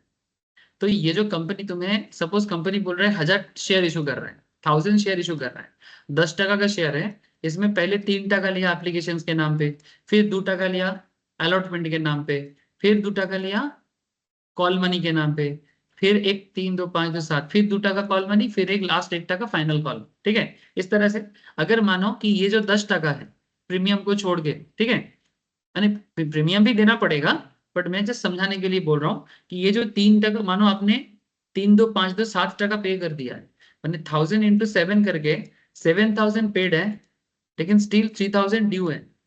3 टका इंटू 1000 ड्यू है, तो ये ड्यू अमाउंट तुम्हें कंपनी बुला सकते हैं पेमेंट करने के लिए, लेकिन 10 से एक्स्ट्रा प्रीमियम को छोड़ के कोई एक्स्ट्रा अमाउंट कंपनी तुमसे नहीं मांग सकती। तो जिस कंपनी लिमिटेड बाय शेयर्स का मतलब यही होता है कि कंपनी बिजनेस करता है और मानो कंपनी का मार्केट में लायबिलिटी हो चुका है बहुत ज्यादा, ऐसे सिचुएशंस में कंपनी अपने मेंबर या शेयर होल्डर को बोलता है कि यहाँ आओ मेरा लायबिलिटी चुकाओ, लेकिन कंपनी का लायबिलिटी चुकाने के लिए मेंबर उतना ही लायबल होगा जितना कंपनी का अनपेड शेयर्स है, कंपनी के प्रति मेंबर का अनपेड शेयर्स है। सर अगर मान लीजिए उसके पास उसका फाइनेंशियल प्रॉब्लम हो, किसका? ना कर सकते शेयर होल्डर, हाँ तो फिर फॉरफिट कर देगा। हाँ, अगर टाइम बार्ड हो जाएगा तो फॉरफिट कर जाएगा, बिल्कुल एज पर लॉ, क्योंकि तुम उसी कंडीशंस पे आए थे भाई। फाइनेंशियल प्रॉब्लम तो चल ही सकता है, लेकिन मतलब तो मतलब होता है, तुम कुछ कुछ जो तुम स्पेशल रिक्वेस्ट करके टाइम मांग सकते हो, ठीक है, स्पेशल रिक्वेस्ट से तुम टाइम मांग सकते हो रिक्वेस्ट के थ्रू से, अगर तुम्हें कंसिडर किया जाए तो, बट अदरवाइज कोई मतलब नहीं होता, ठीक है। तो आप उतने अमाउंट के लिए, मैंने जितना आपको पे करना था उतना आपको देना पड़ेगा, लेकिन अगर कंपनी बोलता है कि नहीं हमें और 5 टका करके चाहिए, सपोज आप 1000 शेयर होल्ड करते हो, कंपनी आपसे और 5000 मांग रहा है, क्योंकि उसका मार्केट में कुछ डिसीजन में लाइबिलिटी हो चुका है, ये एक्स्ट्रा 5000 नहीं मांग सकता, एक्स्ट्रा 5000 नहीं मांग सकता, जितना तुम्हारा पेड अप शेयर कैपिटल है अनपेड का पार्ट वो मांग सकता है, एक्स्ट्रा 5000 एक्स्ट्रा 10,000 कुछ भी नहीं मांग सकता, भले ही कंपनी डूब जाए कुछ भी फर्क नहीं पड़ता। तो ये होता है limited by shares. Limited by shares का और एक कॉन्सेप्ट होता है, अगर मार्केट में कंपनी का लोन बहुत हो जाता है तो नॉर्मली अगर अनलिमिटेड होता है ना, अगर कोई कंपनी अनलिमिटेड शेयर होता है किसी का, तो अगर कंपनी अनलिमिटेड शेयर होल्डर का कॉन्सेप्ट में चल रहा है और कंपनी मार्केट में दिवालिया या बैंकरप्टेड हो रहा है, तो कंपनी ना उस मेंबर कंपनी का जो शेयर होल्डर है उसके पर्सनल प्रॉपर्टी में भी हाथ लगा सकता है। सपोज तुमने बैंक से 1 करोड़ का लोन लिया और तुम्हारा कंपनी अनलिमिटेड लायबिलिटी कॉन्सेप्ट में चलता है और कंपनी ने 1 करोड़ का लोन लेके बैठा हुआ है और कंपनी का बिजनेस अच्छा नहीं चल रहा है और वो लोन रिपे नहीं कर पा रहा है और कोर्ट उसको बैंकरप्टेड या फिर इंसॉल्वेंट के चीजों में डाल रहा है, तो ऐसे हालत में अगर अनलिमिटेड शेयर है ना, तो मेंबर के पर्सनल प्रॉपर्टी में बैंक हाथ डाल सकता है।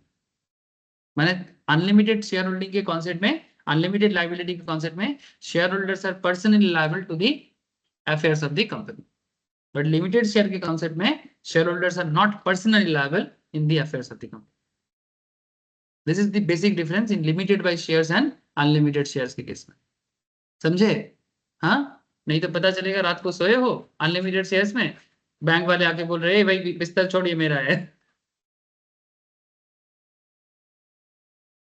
जो मैंने बेसिकली लिमिटेड बाय शेयर्स का कंपनी का भी बेसिक्स में होता है सर ये सब डिस्कशन, ठीक है। लिमिटेड बाय शेयर्स कंपनी का कॉन्सेप्ट अनलिमिटेड में बदल सकता है अगर रूल्स रेगुलेशन फॉलो नहीं कर रहा है, मार्केट में लोगों का पैसा मार के रखा है, तो लिमिटेड कंपनी में अनलिमिटेड हो जाएगा। माने कुछ भी एज पर लॉ है और आप फॉलो नहीं कर रहे हो, तो लॉ बोलता है कि भाई लिमिटेड कॉन्सेप्ट गायब करो उनका, इनको अनलिमिटेड में कन्वर्ट करो, कोर्ट डिक्लेयर दे देगा, और जैसे ही अनलिमिटेड तुमको कर देगा, अब तो हमें बोला ना रात को सोए हो बिस्तर समेत उठा के लेके जाएगा, ऐसा होता नहीं है, कॉन्सेप्ट को समझाने के लिए मैंने बोला। क्या करेगा? हाँ, ट्रू ओनर का पता चलेगा, बुझते पारছে तो सबाई? अरे अच्छा, तो ये सबसेक्शन 1 में 2 में बोला है, ठीक है। तो लिमिटेड बाय शेयर्स क्या बोला, तो from the subsection 1 it can be constructed reasonably that only redeemable preference share can be issued by the company limited by shares, अगर वो लिमिटेड शेयर है तभी कर सकता है। Subsection 2 provides for condition as applicable to the issue of redemption of redeemable preference shares. अच्छा, एक चीज और, प्रेफरेंस शेयर इशू करना है ना, तो उसके लिए और एक चीज बोलते हैं, authorised bye article of association. Company का 2 बुक होता है सर, है ना, एमओए एंड एओए, इसको बोलते हैं कंपनी का कॉन्स्टिट्यूशंस और एओए को बोलता है कंपनी का rule book. Day to day activity या बिजनेस करने का जो तौर तरीका है वो रूल बुक में लिखा रहता है, और बिजनेस क्या है, किस लिए आया है, उसका ऑथराइज कैपिटल क्या है, बिजनेस का ऑब्जेक्टिव क्या है, ये सब चीजें एमओए में लिखा है। एमओए रोज रोज नहीं बदल सकता, जैसे कॉन्स्टिट्यूशन रोज रोज नहीं बदल सकता, लेकिन रेगुलर काम करने का तौर तरीका को हम लोग रूल के थ्रू से बदल सकते हैं। तो एओए इजीली चेंज किया जा सकता है जस्ट कुछ नोटिफिकेशंस के थ्रू से या फिर रेजोल्यूशन पास करा के, लेकिन एमओए चेंज करना इतना आसान नहीं होता है। एमओए चेंज करना माने बिजनेस का ऑब्जेक्टिव ही चेंज हो सकता है या ऑब्जेक्टिव ऐड हो सकता है, ठीक है। तो एमओए एक बहुत इंपॉर्टेंट डॉक्यूमेंट्स है, ठीक है, जिसके आधार पे आपको बिजनेस का परमिशन दिया जाता है। और एओए बिजनेस को चलाने का जो कंडक्टिंग है as per companies act, as per SEBI act, वो सब कॉन्सेप्ट की कैसे आप चलाओगे उसके बारे में बोलो। तो ये जो प्रेफरेंस शेयर इशू करना है आपको, अगर A company limited by shares may issue redeemable preference share only if so authorized by its article। माने आपका बिजनेस प्रेफरेंस शेयर इशू करेगा, इसके बारे में आपको आर्टिकल में बताना पड़ेगा कि जरूरत पड़ने में कंपनी प्रेफरेंस शेयर इशू करेगा, इसके अप्रूवल बोर्ड उसको देगा, ठीक है। ये बात अगर आर्टिकल में लिखा नहीं है तो प्रेफरेंस शेयर इशू करने के टाइम पे अटक जाए। तो पहले क्या करना पड़ेगा, पहले आर्टिकल ऑफ एसोसिएशन को रेजोल्यूशन पास करा के अमेंड करना पड़ेगा, फिर उस अमेंडमेंट के बेसिस पे फिर जाके तुम पास करा सकते। सिंपल बात है। एक्चुअली क्या है ना, शुरू में बहुत सारा चीज, बहुत केस में अगर बिजनेस नया नया बन रहा है ना, इतना सारा चीजों में लोग ध्यान नहीं देता। कई बार क्या होता है, बिजनेस जब स्टार्ट होता है ना, लोगों को पता नहीं चलता है कि इसका बिजनेस कभी इतना बड़ा हो जाएगा। बिजनेस करते करते पता चलता है। ये जो हम लोग बहुत केस में इसे नॉर्मली सोचते रहते हैं ना कि मेरा बिजनेस तो एक दिन इतना बड़ा होगा, मैं ये करूंगा, मैं तो फाइटर जेट में चलूंगा, मेरा पर्सनल जेट होगा। हम लोग कहानी सोचते रहते हैं ना पढ़ते पढ़ते या फिर नॉर्मल लाइफ में। अब मैं एक चीज बता रहा हूँ, एक फैक्ट बता रहा हूँ कि देखा गया है कि ऐसा लोग जिंदगी में कभी ना तो वो पैसा देखता है ना तो कभी उनको होता है। एक्चुअली जिनके पास इतना पैसा आता है ना, वो कभी वो सपना कभी शायद देखा ही नहीं।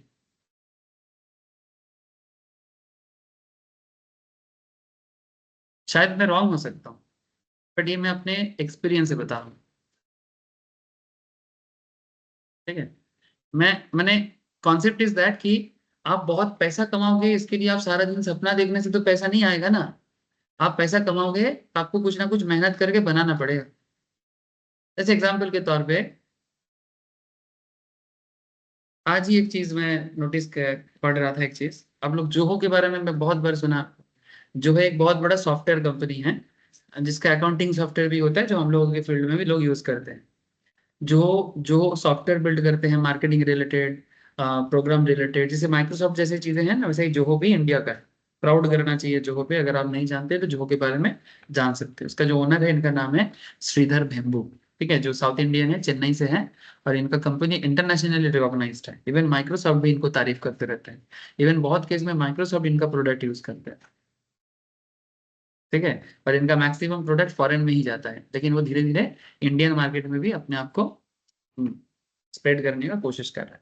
प्रॉब्लम वही होता है ना कि मैंने बंगाली में कहावत है, बोले गेहूं जोगी भीख पाए ना। मतलब जानते हो जो गांव का योगी उसको कोई भीख नहीं देता है, लेकिन बाहर वो योगी बहुत नाम कमा लिया है। गांव का है ना, वो पंडित, वो तो ऐसे ही पंडित आए हैं, वो कुछ नहीं करते। लेकिन बाहर में वही वाला बंदा कितना नाम कमाए, ठीक है। तो वही जोहो का भी हालत वही है देश में नाम नहीं है, विदेश में नाम है। कहने का मतलब है कि जोहो ने रिसेंटली एक स्कूल लॉन्च किया है। उस स्कूल का कंडीशन ये है कि आपका कोई एजुकेशनल बैकग्राउंड नहीं चाहिए, बस क्लास 12 पास हो जाए, ड्रॉप आउट हो जाए, उसके बाद स्कूल कॉलेज किया जाए, लेकिन उसके बाद वो कोई ना कोई काम में घुस गया है, लेकिन उसके अंदर ना बहुत भूख हो पढ़ाई का। कंडीशन ये है कि नॉलेज का बहुत भूख हो, माने वो बोलते हैं ना पेट में आग होना चाहिए खाने का, कि जब भूख लगता है जैसे आग दौड़ता है ना, वैसा भूख होना चाहिए। ये कंडीशन अगर आपके अंदर है तो जो फ्री स्कूलिंग करेगा। स्कूलिंग माने आपको रियल लाइफ जो भी प्रॉब्लम सॉल्विंग स्किल्स है, चाहे सॉफ्टवेयर का रिलेटेड एनी काइंड ऑफ, जो उसका टेक्नोलॉजिकल कंपनी है तो टेक्नोलॉजिकल सारा चीज फ्री में सिखाएगा। बदले में सिर्फ वही नहीं, अगर तुम जो का पार्ट माने प्रोग्राम का प्रोजेक्ट का पार्ट हो तो तुम्हें जो हो उसके अंदर 10,000 करके स्टाइपेंड भी देगा। इसके बाद जो हो तुम्हें, अगर तुम अच्छा करते हो नॉलेज के साथ, तो शायद तुम्हें नौकरी भी दे देगा। लेकिन एक ही कंडीशन है। अच्छा, ऐसा क्यों जोहो कर रहा है? क्योंकि जोहो का जो ओनर है, जिसको दुनिया आज इतना नाम किया है, पद्मश्री मिला है, ठीक है, क्योंकि इन्होंने एक चीज ऑब्जर्व किया कि डिग्री वाला लोगों से बिना डिग्री वाला लोग ज्यादा काम का होता है। क्योंकि डिग्री वाले लोग बड़ा कन्वेंशनल वे में चलता है, और बिना डिग्री वाले लोग ना आगे जाके अपने आप को ना बहुत तरीके से बनाने का कोशिश करता है। तो एक ऐसा बिजनेसमैन मेरे को दिखा दो दुनिया में जो डिग्री लेके बिजनेसमैन बना है, एक आध को छोड़ के। कोई सा एक परसेंट एक्सेप्शनल है, उसके अलावा इसका मतलब ये चीज प्रमाण है कि डिग्री या सो कॉल्ड प्रोसेस में हम लोग जैसे लोग जो चलते हैं, हम लोग सो कॉल्ड के अंदर आ जाएंगे।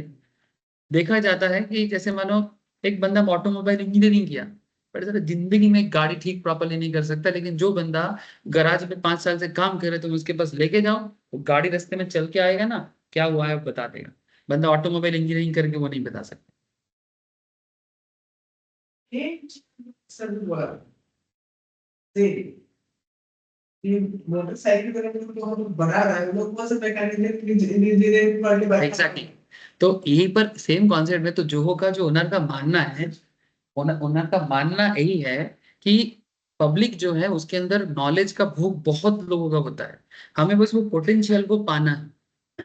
ये डिग्री के चक्कर में, और एक चीज और उन्होंने देखा जाता है कि 20-22 साल की उम्र में जब हम लोग जैसे so called higher middle class या मिडिल क्लास फैमिली के बच्चे लोग पढ़ाई के पीछे 25, 26, 27 तक पढ़ाई करते हैं, इन द मीन टाइम इनका 5 साल का वर्क एक्सपीरियंस हो चुका है। ये ड्रॉप आउट बच्चे लोगों का, ठीक है, ये तो 18-19 में काम पे घुस चुका है। जब तक हम लोगों का पढ़ाई खत्म होता है तब तक इन लोगों का 7 साल का वर्क एक्सपीरियंस है। बस उन्हें चाहिए थोड़ा फॉर्मल एजुकेशन जो उनका मिसिंग है। तो वर्क एक्सपीरियंस तो ऑलरेडी है, फॉर्मल एजुकेशन जोड़ दो तो बंदा क्या बनेगा सोचो एक बार। मैंने एक सिंपल, जैसे तुमने ऑटोमोबाइल का ही बात किया, जस्ट मैं वही बोलता हूँ कि तुमको गाड़ी का ऊर्जा पुर्जा सब प्रैक्टिकली पता है। जो बंदा ऑटोमोबाइल इंजीनियरिंग पास करके गया है वो सब कुछ किताब में पढ़ के गया है, कभी गाड़ी टच भी नहीं किया, कभी गाड़ी के अंदर नीचे जाके कभी काम भी नहीं किया। ये बंदा कभी गाड़ी के नीचे कब जाएगा पता नहीं, ठीक है। लेकिन जो गाड़ी को अंदर से पूरा जानता है उसे बस तुम थोड़ा ट्रेनिंग दो ना, 2 साल का, 1-3 साल का, जो भी दे सकते हो। तो ये बंदा जब ट्रेनिंग ले लेगा, ये ये कितना क्वालिटी वाला होगा। और जो बंदा ऑलरेडी डिग्री लेके 26, 27 साल, 28 साल तक पढ़ रहा है, ये कितना काम का हो, कौन ज्यादा एसेट बन सकता है, प्रोबेबिलिटी क्या है, डिग्री वाला कि नॉन डिग्री वाला। जस्ट इमेजिन करो चीज को। ये इस कॉन्सेप्ट को डेवलप किया है, चेन्नई में ऑलरेडी स्टार्ट किया है एक्सेस को, ठीक है। बस इसी तरह का कॉन्सेप्ट होना चाहिए देश में, तब देश तरक्की करेगा, नहीं तो तो होना भी चाहिए, जिसमें पोटेंशियल है वही एसेट बने। एग्जैक्टली। नासा भी वही करता है, इंडियंस में वहां पर कितने लोग रिक्रूटमेंट होते हैं हाँ एग्जैक्टली, डिग्री वाले डिग्री के बेसिस में नहीं होता, वो तो जिसके पास ओनर देखता है, टैलेंट देखता है, वो तुमको लेके 2 साल कुछ दिन ट्रेनिंग देके बना लेगा। कल जो आए थे ना, आप लोग जब क्लास कर रहे थे थोड़ा डिस्टर्बिंग हो रहा था, है ना, तो उनका माँ जो थे बड़ा चिंतित थे। हाँ नहीं, कंपनी सेक्रेटरी और स्टॉक मार्केट, जो भी हो, उन्होंने एक क्वेश्चन पूछा मेरे को कि उन्होंने अपने बच्चे को पढ़ाया, इंग्लिश मीडियम स्कूल में पढ़ाया जैसे आप लोग पढ़े हो, ठीक है। अभी बंदा बीपीओ में जॉब करता है, ठीक है। तो उनका क्वेश्चन ये है कि सर बीपीओ के बाहर उनको कुछ मिलता ही नहीं है, तो फिर ये जो बीकॉम ऑनर्स पढ़ाया, इतना दिन तक इंग्लिश मीडियम स्कूल में पढ़ाया, और नौ उसमें तो सैलरी कुछ एज सच है नहीं। हाँ, ठीक है। तो उनका क्वेश्चन नहीं है, उनका क्वेश्चन नहीं है कि इसके बाहर और कुछ नहीं मिल सकता। तो मैंने उनको बोला, फिर मैंने जब बोला कि स्किल कहाँ क्या सिखाएं, तो बोले नहीं, इंग्लिश मीडियम स्कूल में पढ़ाया, स्किल तो सीखा होगा। मैं बोले देखिए, इंग्लिश मीडियम स्कूल में पढ़ने से इंग्लिश सीख सकता है, जिसके कारण उसको बीपीओ में नौकरी मिलता है, क्योंकि बीपीओ में इंग्लिश का जरूरत होता है। लेकिन अगर आप उनको अकाउंटिंग का जो अकाउंट्स बीकॉम ऑनर्स तो किया है, लेकिन क्या अकाउंट्स को सॉल्व कर सकता है, क्या टैक्स का सॉल्यूशन दे सकता है, क्या कॉर्पोरेट लॉ का सॉल्यूशन दे सकता है, क्या फाइनेंस का कॉन्सेप्ट से किसी को कुछ एडवाइस कर सकता है। अगर नहीं कर सकता तो फिर वो डिग्री तो कुछ काम का नहीं। लेकिन वो बेसिकली आपने इंग्लिश मीडियम स्कूल में पढ़ाया, एक भाषा सीखा, तो बीपीओ में काम कर सकता है। तो अगर बीपीओ से बाहर लेके जाना है तो कुछ स्किल लेना पड़ेगा। तो बोलते फिर 15 साल 16 साल से जो पढ़ाई किया सब बेकार। मैंने वही बेकार कहा, वो बीपी जितना किया उतना मिल रहा है, जितना किया बीपी इंग्लिश सीखा बीपीओ में काम मिल रहा है, सब्जेक्ट सीखता तो सब्जेक्ट का काम मिलता।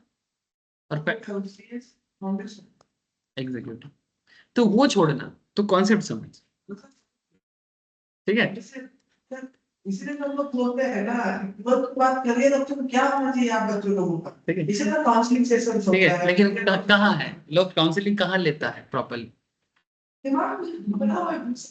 तो क्या समझ रहे हैं? ये सब चक्कर है, तो इसीलिए तो हमारे देश में किसी भी चीज का प्रॉपर डेवलपमेंट नहीं हो पाता, और जितना टैलेंट इस तरह से छुपता रहेगा देश का डेवलपमेंट भी चेंज हो जाएगा। Conference Calcutta, conference Delhi, conference Mumbai, सभी इंस्टीट्यूट करते रहते हैं, कौन अटेंड करता है? एग्जैक्टली कि क्यों पढ़ना है, किस लिए पढ़ना है। कैसे पढ़ते हैं, लॉ कैसे पास करते हैं, और कैसे पास करते हैं। समझ रहे हैं सर? ठीक है, चलो जो भी हो आगे बढ़ते हैं। मैंने बेसिकली सब कॉन्सेप्ट मैच कर रहे हैं, इनका क्वेश्चन जोहो का आंसर, इनका क्वेश्चन में जोहो का आंसर ही तो छुपा है। Yes.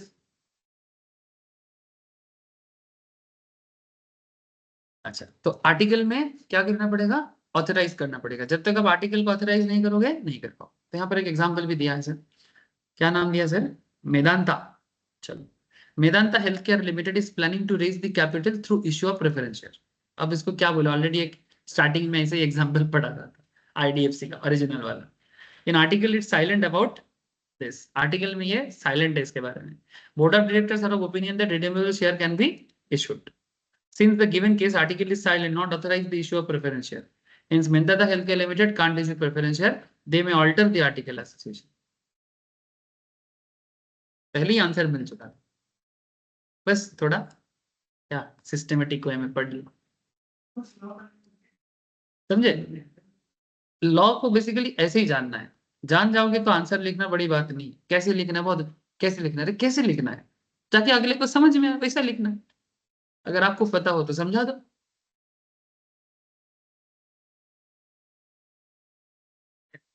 Maximum tenure of redeemable preference share and exception thereto.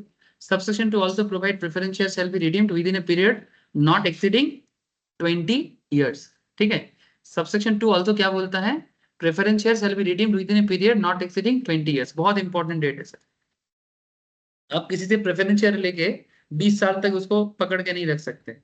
20 साल के अंदर जो करना है कर लो, रिडेम्पशन कर दो from the date of their issue subject to such condition as prescribed in, कहां बोला है, रूल 9, रूल 9, ठीक है, of the companies and share capital and debenture rule. इसे share capital and debenture rule भी बोलते हैं, क्योंकि ये शेयर कैपिटल डिवेंचर का कॉन्सेप्ट है, इसलिए ये rule share capital debenture rule के अंदर आ जाता है। आपको मैं बोला था ना कि कभी किसी चीज को क्यों रूल के अंदर कन्वर्ट किया जाता है, हाँ, कि जब एक्ट उसके बारे में उस टाइम पे नहीं बोला था और बाद में रूल ला के बताना पड़ता है तो उसको रूल कहा जाता है। हाँ, छोटा मोटा चेंजेस होता है रूल करके। Special resolution in the general meeting of the company shall be passed. अब इस चीज को करने के लिए क्या करना पड़ेगा, condition let down, special resolution pass करो, प्रेफरेंस शेयर इशू करना है।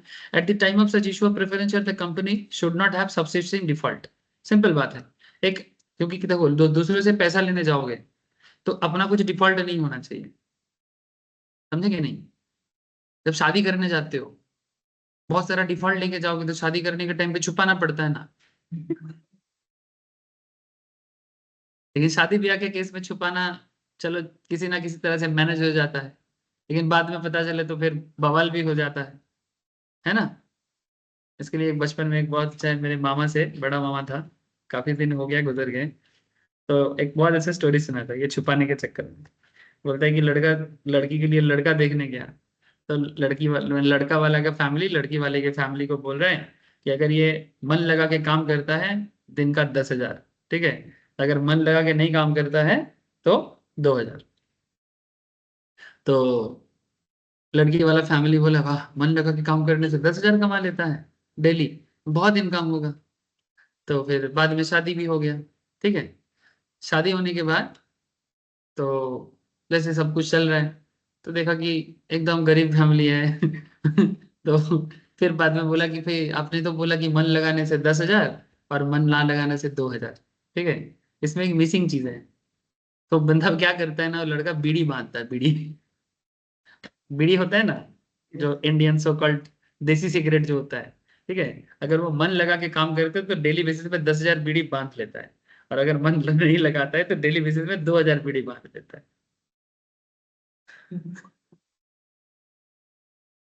क्या समझे? ठीक है, चालाकी से अपना इनकम को छुपाया, ठीक है, और शादी करके लेके आ गया, इक्विटी शेयर लेके आ गया। इक्विटी शेयर है तभी झेलना पड़ता है, प्रेफर्ड वाले होते तो नहीं झेल पाते, समझे? जो बीवी लेके आते हैं दूसरे के घर से, वो इक्विटी बन के आता है ना, घर का ओनरशिप मिल जाता है। इसीलिए अगर बहुत ज्यादा झगड़ा हो जाए तो प्रॉपर्टी में पार्ट भी मांगता है, ठीक है। लेकिन प्रेफरेंस केस में क्या होगा? अगर प्रेफर्ड केस होगा, बोलेगा ये बात नहीं हुआ था, दे दो मेरा इंटरेस्ट वगैरह दे दो, मैं जाता हूँ, ठीक है। शादी के केस में तो ऐसा होता नहीं है, समझ गए सर? समझदारों को इशारा काफी होता है, बस वही चीज बोला है। थोड़ा सा मैच्योर बनूं इसलिए बोलता हूँ, ताकि हर चीज को कनेक्ट कर पाओ। देखो, रिडेम्पशन ऑफ प्रेफरेंस शेयर के टाइम पे क्या डिफॉल्ट नहीं होना चाहिए? Eight the time of issue of preference share the company should not have subsisting default. पहले का कोई रिडेम्पशन ऑफ प्रेफरेंस शेयर में डिफॉल्ट नहीं होना चाहिए। And payment of dividend due on any preference share पहले का नहीं रहना चाहिए, ठीक है। अगर पहले का ड्यू है और अभी भी फिर से वही काम करने जाओगे, चलेगा क्या?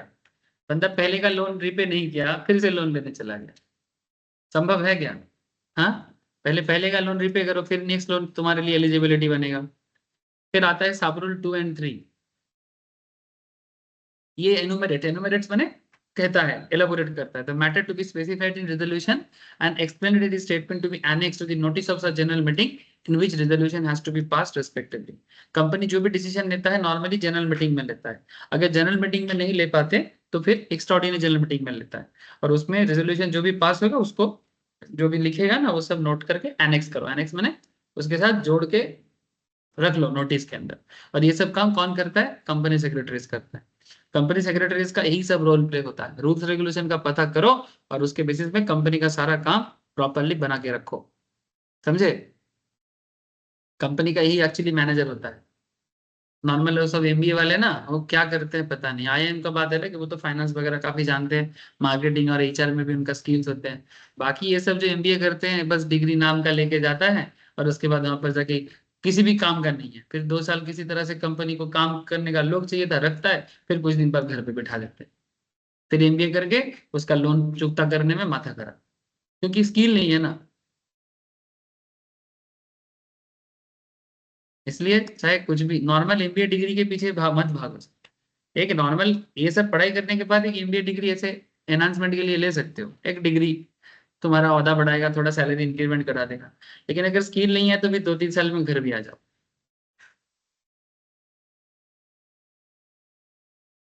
नहीं, सिंपल बात है, अगर स्किल नहीं है तो बहुत मुश्किल है, टिक नहीं पाओगे। इसलिए मैं सबको मना करता हूँ, ये सब सॉल्ट लेक में जो कॉलेज बना है या दिल्ली में नोएडा में जो कॉलेज बना है ना, ये सब जगह में जाने में मना करता हूँ।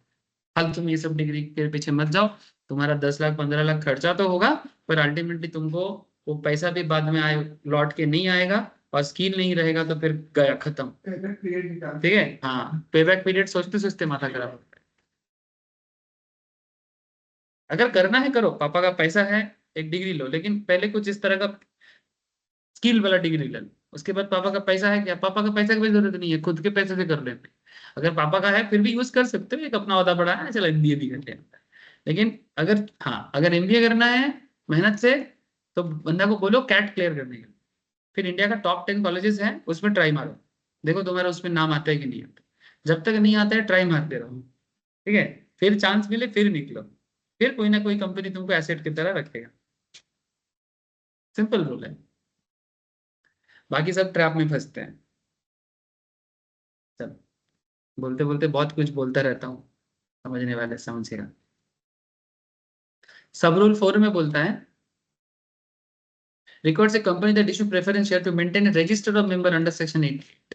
जो कंपनी प्रेफरेंस शेयर इशू करेगा उसे सेक्शन सबसेक्शन अंडर सेक्शन 88 में रजिस्टर मेंटेन करना पड़ता है मेंबर का, which shall contain the particular in respect of such preference shareholders। मैंने किससे किससे लोन लिए रे बाबा? जैसे स्कूल में कॉलेज में रजिस्टर मेंटेन नहीं होता है, यहाँ पर तो लोगों से पैसा लेके बिजनेस करेगा कंपनी, तो रजिस्टर नहीं मेंटेन करना पड़ेगा?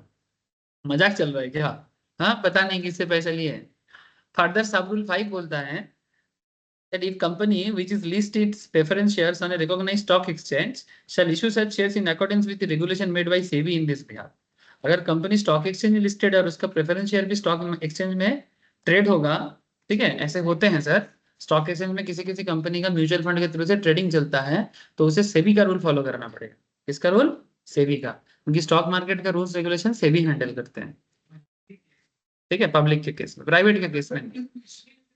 हाँ, exception to the maximum tenor. अच्छा, यहाँ पर एक प्रोविजन है, ये जो मैक्सिमम टेनर 20 साल का था ना प्रेफरेंस शेयर का, first provision to section 55 subsection 2 read with explanation to section 55 and rule 9 of companies share capital debenture. क्या बोलता है? फॉर इंफ्रास्ट्रक्चर प्रोजेक्ट, कौन सा project? Infrastructure project. Infrastructure project में जो कंपनी पैसा लेके इंफ्रास्ट्रक्चर डेवलपमेंट करता है, लाइक रेल लाइन बनाता है, रोड बनाता है, ठीक है, बड़े बड़े फैक्ट्रीज डेवलप करते हैं, देश के संपत्ति में भाग लेता है, ठीक है। तो infrastructure project specified in schedule 6 of this act, a company में issue preference share for a period exceeding 20 years but not exceeding 30 years, subject to redemption of at least 10% of such a preference share annually beginning from 21st year onwards on earned year on proportionate basis at the option of the preference shareholder। इसका मतलब simple है, क्योंकि infrastructure development companies को time लगता है infrastructure को develop करने, ठीक है। जैसे बुलेट ट्रेन का प्रोजेक्ट के जब जो काम करेगा, वो एक रियल एस्टेट इंफ्रास्ट्रक्चर कंपनी, तो वो कंपनी मानो मार्केट से प्रेफरेंस इशू किया है, अब वो उसका प्रोजेक्ट होते होते टाइम लगेगा। जैसे ऑलरेडी आई थिंक 10 साल हो गया है बुलेट ट्रेन का प्रोजेक्ट स्टार्ट होके, अभी तक स्टार्ट नहीं हुआ। आई थिंक 2026 में स्टार्ट होगा, डेडलाइन अभी है, अब पता नहीं 26 में स्टार्ट होगा कि 30 में स्टार्ट होगा, अभी तक बोला है 26 में होगा।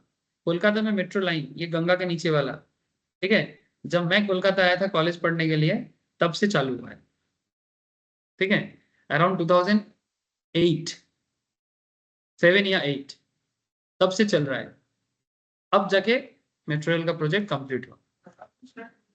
हाँ, अब ट्रेन भी स्टार्ट हुआ, वो भी आधा आधा भी नहीं, ब्रेक कर करके चल रहा है। ब्रेक कर करके मैंने हावड़ा से धर्मतला तक चलता है, फिर धर्मतला से ये पूरा सेक्टर 5 तक पूरा कनेक्टेड है, इवन न्यू टाउन पर अब कनेक्टेड है।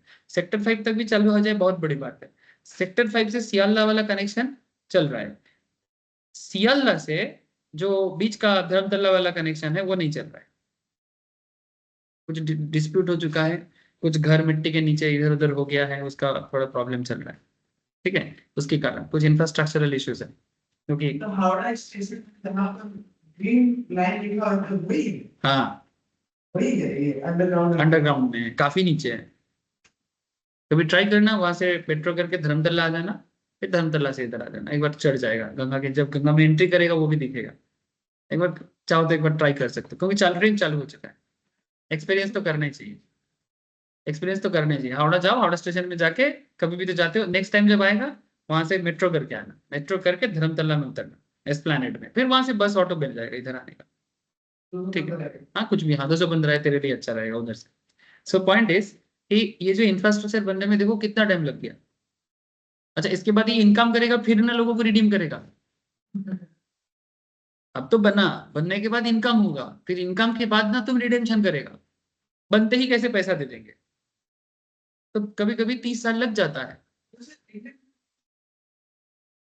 करता है, क्यों नहीं करता है, प्रॉफिट बिल्कुल करता है, लेकिन बहुत मार्जिनल बेसिस में होता है, क्योंकि ये तो तुम मैंने कुछ भी अनफ शनफ टिकट का दाम तो नहीं कर सकता ना, मिनिमम एक दाम रखना पड़ता है, देश को देखना पड़ता है।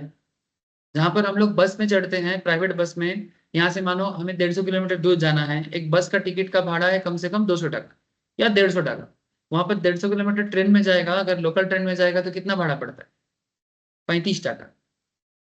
कहाँ 150 किलोमीटर का बस का फेयर 200-250, ठीक है, वहां पर ट्रेन का भाड़ा है 30-35, वो भी अगर तुम सुपरफास्ट ट्रेन में चढ़ेगा फिर भी तुम्हारा भाड़ा 100 रुपया नहीं जाता है। तो सोचो कि कितना मार्जिनल रेट में ये चलाते हैं, ऊपर से इसका इंफ्रास्ट्रक्चर कॉस्ट इतना हाई होता है, ठीक है, इतना हाई कॉस्ट होता है। तो ये सर्विस बेस्ड ज्यादा है, लेकिन साथ में इसको सर्वाइवल के लिए प्रॉफिट भी करना होता है। इसलिए ये लोग कुछ ऐसा ट्रेन ला रहा है, जैसे ये वंदे भारत टाइप का, ये लोग इसको प्रॉफिटेबल कंपनी बनाना चाहते हैं। क्यों? क्योंकि यहाँ पर चढ़ने वाले लोगों को सर्विस माने सो कॉल्ड सर्विस नहीं देना होगा, क्योंकि इनमें जो भी चढ़ेगा वो शौक से ही चढ़ रहा है।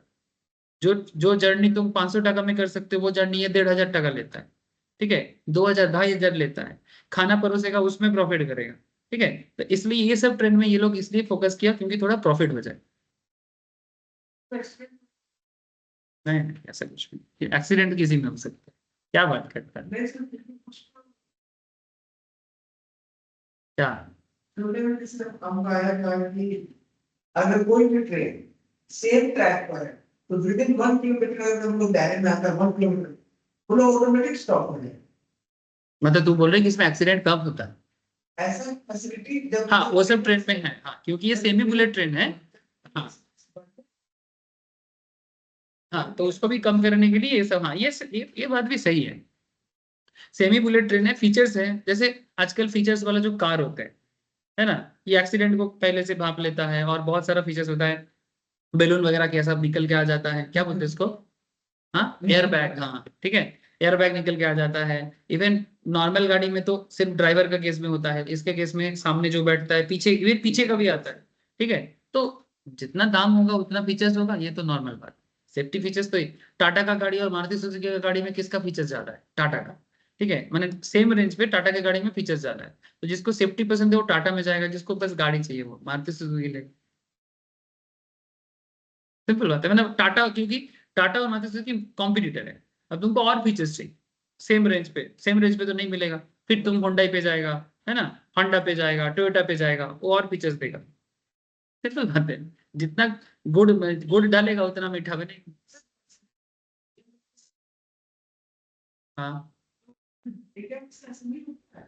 हाँ होता है, हाँ फॉरेन से भी लाया जाता है और पार्ट्स वगैरह लेके भी इधर बनाया जाता है। हाँ बोल सकते हैं मेक इन इंडिया। ये तेरा फोन भी तो वही सही है, ये जितना तुम लोग फोन यूज करते हो, ओप्पो वीवो हैको ढैको जितना भी करते हो, ठीक है, मैं भी करता हूँ, ये सभी फोन का मैन्युफैक्चरर कौन है? मेन चाइनीज वाले हैं, ठीक है। लेकिन देखना अभी हर एक फोन में मेड इन इंडिया लिखा रहता है। आज से 10 साल पहले सब में मेड इन चाइना लिखा रहता था। तो मोदी गवर्नमेंट ने बोला कि देखो भाई, हमें मेड इन इंडिया वाला प्रोपागेंडा चाहिए, ठीक है, और उसमें वो लाइन वाला कॉन्सेप्ट चाहिए जिसमें वो, ठीक है। तो इसका मानना है कि कंपनी इंडिया का होगा, फॉरेन कंपनी भी इंडिया में फैक्ट्री खोलेगा, वो रॉ मटेरियल उधर से लेके आएगा, असेंबल इंडिया में करेगा और उसमें मेक इन इंडिया होना चाहिए, भले ही रॉ मटेरियल बाहर का। इस कॉन्सेप्ट से इसलिए तो एप्पल भी फिलहाल मेड इन इंडिया बन रहा है, इवन इंडिया में बन के वो बाहर जा रहा है, जो पहले चाइना में बन के आता था। अभी देखना maximum iPhone made in India आपको मिलेगा। मेड इन इंडिया हो चुका है ना। चलो मैं आईफोन यूजर्स तो नहीं हूँ लेकिन आई नो। समझ में आ गया, इंफ्रास्ट्रक्चर के केस में समझ गया ना सर। इसमें एक चीज बहुत इंटरेस्टिंग बोला है कि अगर तुम 20 साल की सलाह 30 जगह कर लो ना, 30 साल तक तुम रिडेम्पशन कर सकते हो। लेकिन इसमें बोल रहे हैं कि 21 year onwards total redemption value का 10% तुमको रिडीम कर देना चाहिए, ठीक है। बस ये सब कंडीशन आजकल लागू हो गया है। बस यही सब चीजें हैं। As a lawyer of company, as a company law students, as a business के कंसल्टेंट होने के नाते आपको सब कुछ पता होना चाहिए, इसलिए आपको इतना मेहनत से पढ़ना पड़ेगा। नहीं तो आगे जाके क्या होगा ना, अगर कभी कुछ पढ़ा ही नहीं तो फिर गया गया भैंस पानी में। Redemption of preference share, section 55 subsection 2, second proviso of section 55 subsection 2 provide condition for redemption of payment on premium on redemption if any preference share shall be redeemed out of, क्या बोलता है, profits of the company which would otherwise be available for dividend और proceed of a fresh issue of share made for the purpose of such redemption. मैंने कहता है preference shares कैसे redeem करेगा? Company के प्रॉफिट से। कहां से करेगा रिडेम्पशन? करेगा कहां से करेगा? प्रॉफिट से करेगा। पहला है redeemed out of profit of the company which would otherwise be available for dividend, ठीक है, यानी कंपनी के पास जो डिविडेंड था उसी डिविडेंड का पार्ट से ही तुमको रिडेम्पशन करना पड़ेगा। या फिर proceeds of a fresh issue of shares made for the purpose of redemption, माने अगर कंपनी ने आईपीओ इशू किया, ठीक है, तो वहां पर कंपनी को फ्रेश इशू होगा। अच्छा, पुराना कंपनी होगा तो आईपीओ तो नहीं होगा, एफपीओ होगा। तो आईपीओ हो एफपीओ हो, अगर फ्रेश इशू कर रहा है तो वहां से भी कंपनी रिडेम्पशन कर सकता है। प्रेफरेंस, हाँ प्रेफरेंस वाले कर सकता है। और क्या बोला, shares to be redeem shall be fully paid, जो रिडेम्पशन होगा वो फुल्ली पेड होना चाहिए, वो आधा आधा नहीं चलेगा। नॉर्मल रिडेम्पशन फुल्ली पेड होना चाहिए। Where shares are proposed to be redeemed out of the profit of the company, उसमें कुछ रूल्स हैं। A sum equal to the nominal amount of the shares to be redeemed out of such profit, profit and free reserve which otherwise be available for dividend, वहीं से use करना है, shall be transferred to a reserve, इसको क्या बोलते हैं, capital redemption reserve. A sum equal to the nominal amount of shares to be redeemed, जितना amount तुम रिडीम करोगे उसका एक मिनिमम नॉमिनल अमाउंट तुमको अगर रिडीम करना है तो कहाँ जाना, मैंने आउट ऑफ कहाँ देना पड़ेगा, आउट ऑफ सच प्रॉफिट, जो प्रॉफिट क्या है, प्रॉफिट एंड फ्री रिजर्व से देना है, available for dividend, shall be transferred to a reserve. ठीक है, कहाँ करेगा, कैपिटल रिडेम्पशन रिजर्व करेगा, CRR अकाउंट. कैपिटल को रिडीम करने का एक रिजर्व होगा, वहां पर तुम्हें भेजना पड़ेगा. The amount to the credit of capital redemption reserve has to be maintained with the same sanctity as paid up share capital. CRR में जो अमाउंट रहता है उसे सेम टू सेम कॉन्सेप्ट में बिल्डअप करना पड़ता है जैसे कि paid up share capital account. And capital redemption reserve can be reduced only in the manner of paid up share capital can be reduced. जिस तरह से कंपनी का paid up share capital reduce होता है, CRR में जो पैसा होता है उसे भी सेम तरीके से तुम रिड्यूस कर सकते हो. ये रूल है, जब घर पे पढ़ोगे लिख लिख के पॉइंट आउट कर लेना कि क्या पर्पस में हम यूज कर सकते हैं, कहां से यूज कर सकते हैं, वगैरह वगैरह.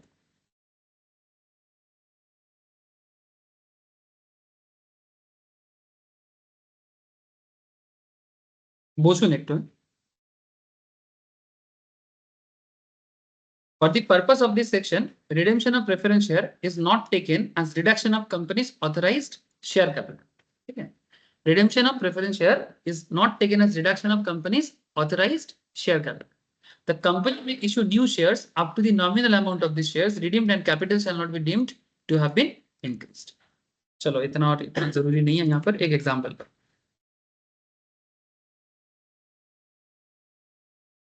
कहता है कि during the current financial year the board of director of Vinty lifestyle garments limited, company का नाम है भाई, नाम पे मत जाओ, ठीक है, हाँ गारमेंट्स का कंपनी है, undertake redemption of 20,000 preference share. कितना प्रेफरेंस शेयर रिडीम करने का बात कर रहे हैं, 20,000. ठीक है, कितना दाम है शेयर का, 100 रुपीज करके, जिसका प्रीमियम है 20% करके, मैंने 100 का चीज 120 पे बिक रहा है. It is made out of the accounts department that the profit is sufficient to meet the ensuing liability arising out of redemption of preference share at premium. माने कंपनी के पास इतना प्रॉफिट है कि वो प्रीमियम में शेयर को redeem कर सकता है. ठीक है, इतना पैसा है. इन दिस केस हाँ रिडीम मैंने लिया था, अब मैं कंप्लीट तरीके से जिन जिनको वापस करना है वापस कर रहा हूँ. मानो हाँ 20 साल से पहले, मान कि मैं तेरे से 100 रुपया लिया था, मेरे 100 रुपया नहीं चल, 1 करोड़ तेरे से लिया था मेरे कोचिंग को डेवलप करने के लिए. तू कौन है, मेरा प्रेफरेंस शेयर होल्डर. अब मैं तेरे को बोला था कि 5 साल बाद तुमको वापस करेंगे, 5 साल आ गया, अब तुमको वापस कर रहे हैं विथ इंटरेस्ट, जो भी कंडीशन था. ठीक है, सपोज 1 करोड़ लिया था 10% इंटरेस्ट पे, तो कितना होता है 10 लाख, तो 1 करोड़ 10 लाख में तुमको वापस करेगा. This process is known as redemption. ठीक है, और इस मैंने रिडेम्पशन एंड इसको रिडीम बोलते हैं, मैंने ये जो प्रोसेस चलता है इसे बोलते हैं रिडीम. ठीक है, सिंपल है. अच्छा, तो it is made out of the accounts department that profits are sufficient to meet the ensuring liability arising out of redemption of preference share at premium. मैंने किसी को पैसा वापस करने के टाइम पे 100 का चीज 120 पे देंगे, मैंने एक तो 100 का चीज 100 पे देने के लिए लोगों का हाथ टाइट हो जाता है, उस पर तुम और 20% ज्यादा देगा, कोई नॉर्मल बात नहीं है. है ना, एक दुकानदार जिंदगी भर दुकान चला के 20% का प्रॉफिट नहीं कर पाता है प्रोडक्ट पे प्रॉपर्ली, वहां पर बंदा बोलते हैं कि हम 20% एक्स्ट्रा देंगे. मैंने कितना प्रॉफिट होने पे तुम ऐसे बात कर सकते हो. ठीक है, तो in this case the amount that needs to be transferred to CRR account out of profit which are otherwise available for dividend is कितना, मैंने कहां से आया, 20,000 शेयर्स इंटू 100 each. ठीक है, कितना होता है 20 lakhs, being the sum equal to the nominal account of the preference share to be redeemed. इतना अमाउंट है, and there is no need to transfer to CRR account any amount paid towards premium. Premium के पैसे CRR में नहीं डालना है. ये जो 20 लाख का अमाउंट है ये तुम्हें कैपिटल रिडेम्पशन रिजर्व में डालना है. क्यों, मैंने ये कुछ सिंपल है सर, मैंने तुम्हारे पास तो प्रॉफिट हो रहा है ना, बिजनेस करके प्रॉफिट कमा के दूसरे का पैसा वापस करना है. मैंने तुमसे पैसा लिया था, पैसा लेके प्रॉफिट करेगा तब ना तेरा पैसा तेरे को वापस करूंगा. अगर मेरा प्रॉफिट नहीं हुआ तो मैं तेरा पैसा कैसे वापस करूंगा, तो फिर क्या पैसा नहीं मिलेगा तेरे को, बिल्कुल मिलेगा. जब तू मेरे को पैसा दिया था कुछ कंडीशन था, या तो अगर जब मेरा बिजनेस धीरे धीरे खराब हो जाएगा तो फिर मेरा एसेट बेच के तेरे को पैसा देना पड़ेगा. अगर बैंक का लोन है तो बैंक का लोन बैंक वाले पहले आएगा, फिर उसके बाद प्रेफरेंस वाले आएगा, फिर बाद में मानो कि ये लोग इक्विटी शेयर होल्डर, ये लोग मेरे को नॉर्मल शेयर दिया है, इक्विटी शेयर माने ये लोग ट्रू ओनर बना है। अब ट्रू ओनर बनने का तकलीफ समझ रहे हैं ना सर? हाँ, ट्रू ओनर बनने का मजा भी है, तकलीफ भी है। किसी भी केस में ट्रू ओनर का तकलीफ भी होता है, मजा भी होता है। अगर मेरा कंपनी एकदम बल्ले बल्ले चल रहा है तो तुम लोग का भी बल्ले बल्ले हो जाए, तेरे बल्ले बल्ले, ऐसा होगा ना। तो पॉइंट इज कि अगर तुम्हारा मेरा बिजनेस अच्छा नहीं चलेगा तो फिर क्या हो जाएगा? खत्म, है ना। तो ऐसे हालत में तुम लाइन में लगेगा, कटोरा लेके नहीं, हक से मांगेगा। वेरी गुड सर, ठीक है, कटोरा लेके नहीं, हक से मांगेगा। ठीक है, अब मैं अपना एसेट वगैरह बेचूंगा, बेच के अगर पैसा मिले तो तुमको दूंगा। अगर नहीं हो, मानो कि मेरे को बैंक इंस्टॉलमेंट बोल दिया, ठीक है, तो कुछ नहीं, लास्ट में एक पैंट शर्ट जो पहना रहूंगा उसको लेके एक रास्ते में एक थलिया लेके निकल जाऊंगा, और मेरा घर भर मेरे आंखों के सामने लेके चला जाए। रात को सोया रहेगा, मेरा बिस्तर के साथ मेरे को उठा के लेके जा रहा है। कहाँ लेके जा रहे भाई? आसमान में। समझे अनिल अंबानी का हालत कैसे हुआ है? अनिल अंबानी का क्या हालत हुआ है? अभी घर छोड़कर कुछ है नहीं उसके पास। पहले मुकेश अंबानी के पास ही माँ रहते थे, ककी कोकिला बेन, अनिल अंबानी और मुकेश अंबानी का माता जी। पहले मुकेश के पास ही रहता था, लेकिन जब से अनिल का हालत खराब हुआ है तब से मुकेश अंबानी और मैंने उसका माँ बोला कि अभी भाई का हालत अच्छा नहीं है, मैं भाई के पास रहता हूँ। तो मुकेश अंबानी बोला बिल्कुल आपको वहीं पर रहना चाहिए। उसके बाद से अभी अनिल के पास है। अब देखना, ये जो शादी में आया है, इतना सारा लोग आया, तो अनिल अंबानी का ड्रेस देखना, पोशाक से एक सिंपल आइडिया लगा। क्योंकि देखो भाई, ये लोग लेविश लाइफ जीता है। अब लेविश लाइफ में अगर बंदा ऐसा ड्रेस पहन के आ रहा है, मैंने जिसका दाम शायद हम भी उठा ले ठीक है, तो एक सिंपल समझ में आता है कि पहले वाला बात नहीं है। इवन क्या हुआ जानते हो? हाँ, कोशिश तो कर रहा है, मैक्सिमम तो बिक चुका है।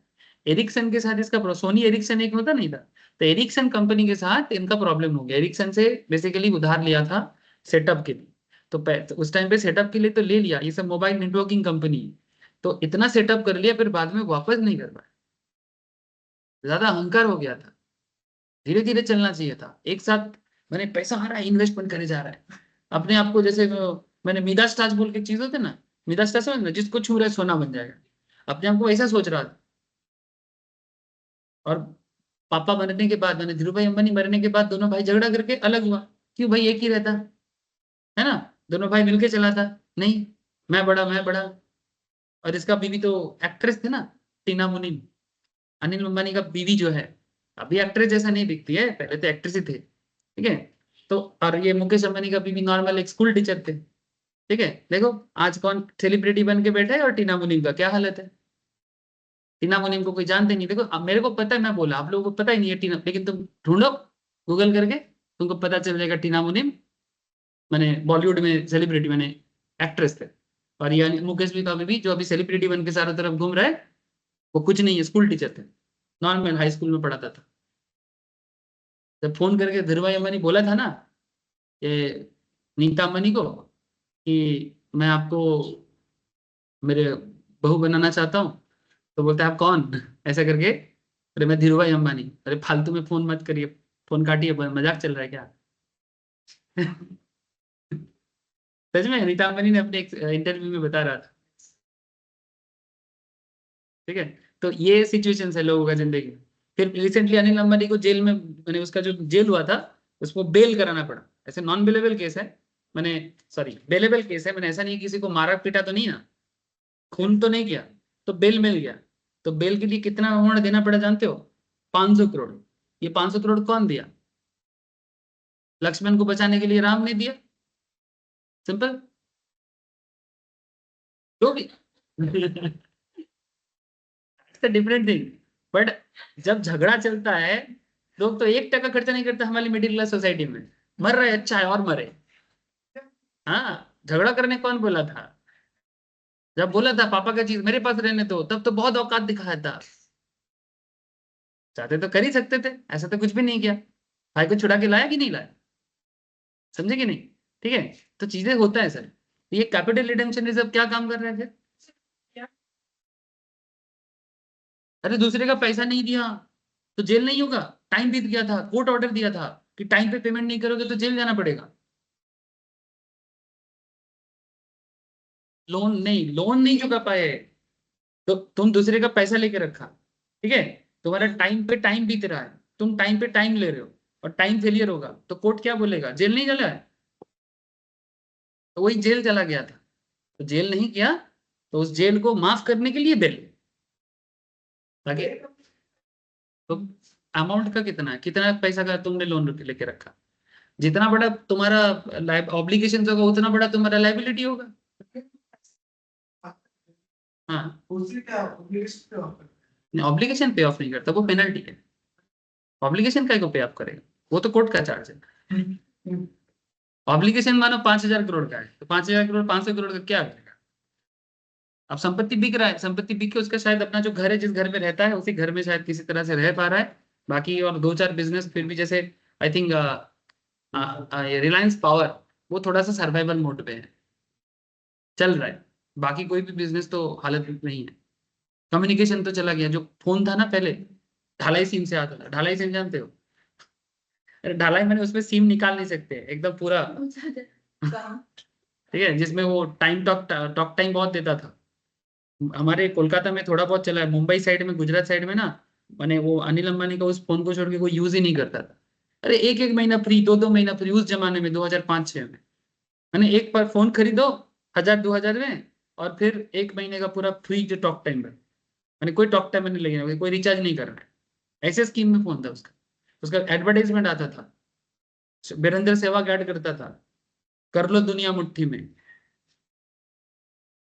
मुझे याद है वो सब दिन, 2003-2004 क्रिकेट देखता था, क्रिकेट मैच के बीच में आता था, रिलायंस कम्युनिकेशंस कर लो दुनिया मिट्टी में, ऐसा करके आता था।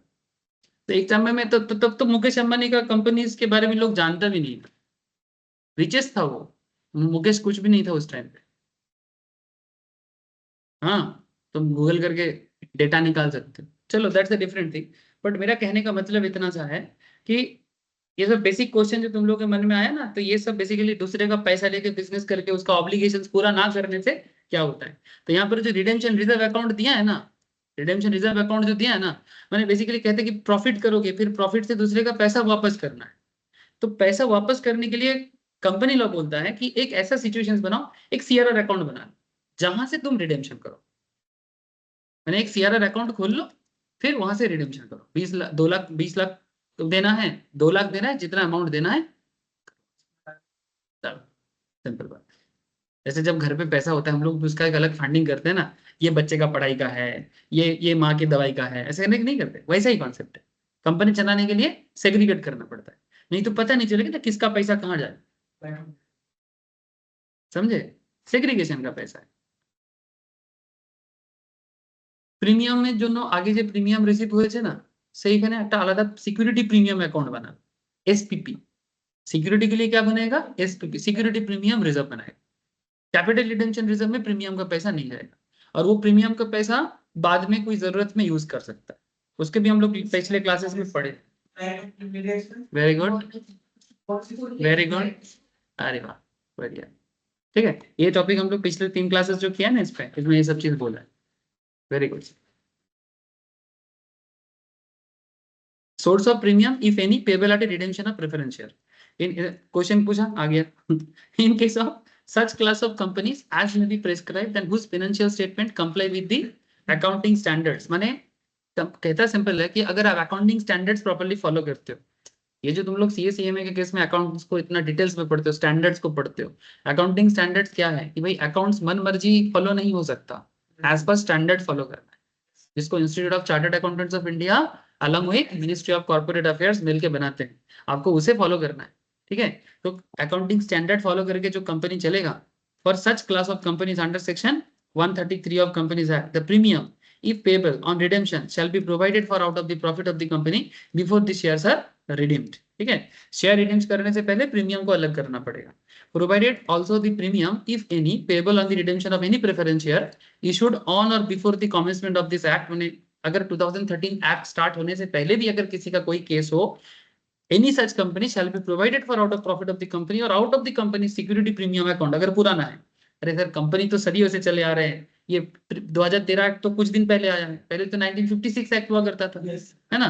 तो अगर मानो कोई कंपनी 1956 एक्ट के अंदर था, तो उसका रजिस्टर तो 1956 में, तो क्या 2013 वाला एक्ट उस पर लागू नहीं करेंगे? क्या वो भारत का कंपनी नहीं है? तो बेसिकली ये ऑटोमेटिकली अप्लाई होगा, वही चीज यहाँ पर बोल रहे हैं, तो उसे भी हम लोग देंगे, और उसका भी पुराना से एसपीपी अकाउंट होगा, उसे हम लोग यूज कर सकते हैं। In case of not falling under the above scenario, the premium, if any, payable on redemption shall be provided for out of profit of the company or out of the company security premium account before such shares are trading. इस चीज को यहाँ पर category करके दिया, देखो जो अभी बोला उसको समरी करके कैटेगरी करके दिया। अब तक हम लोग जो पढ़े, issue of further redeemable preference share if a company is unable to redeem existing preference share और पे डिविडेंड। अगर कंपनी करंट केस में प्रेफरेंस शेयर इशू जो किया था उसको अगर रिडीम नहीं किया, मैंने further redeemable preference share issue कर सकता है कि नहीं, ठीक है, उसके बारे में हाँ पे कर सके। हाँ वेरी गुड साहब, यहाँ पर दिया देखो, मैंने फर्दर, मैंने पुराना बाकी है, अब फर्दर कर रहा है, मतलब where a company is not in a position to redeem any preference share or to pay dividend on such preference share called unredeemed preference share in accordance with the terms of issue, then such company may issue further redeemable preference share to the holder of unredeemed preference share। मैंने दूसरे का payment करने के लिए फिर से एक बार further कर सकता है, equal to the amount due including the dividend देगा, मैंने जितना पुराना डिविडेंड ड्यू है उसको पे करने के लिए कर सकता है, with the consent of the holders of 3/4 in the value of such unredeemed preference share. किसका कंसेंट चाहिए? जो लोग कंपनी का प्रेफरेंस शेयर होल्ड करता था उसका 3/4 माने कितना percent? 75%। And approval of the tribunal on a petition made by its behalf. Tribunal माने company law board, company law का जो कोर्ट है उनका परमिशन चाहिए, क्योंकि ये बहुत ही अलग काम है। एक का पैसा पाने देने के लिए फिर से तुम मार्केट में ऑब्लिगेशंस बना रहे हो, ठीक है, ठीक है। लेकिन इसीलिए ट्राइब्यूनल अगर आपका कंडीशन हेल्दी दिखे या आपका फ्यूचर हेल्दी दिखे तो ही देगा, नहीं तो बोलेगा नहीं, टाटा बाय बाय कर देगा, ठीक है। नहीं तो ऐसे देखो, कोई भी कंपनी को ना लॉ हमेशा ना बचाने का कोशिश करता है, लेकिन जब कोई उपाय नहीं रहता फिर लास्ट में बोलेगा बंद करो, लिक्विडेट करो, सब खत्म करो, लेकिन एंड तक कोशिश करेगा।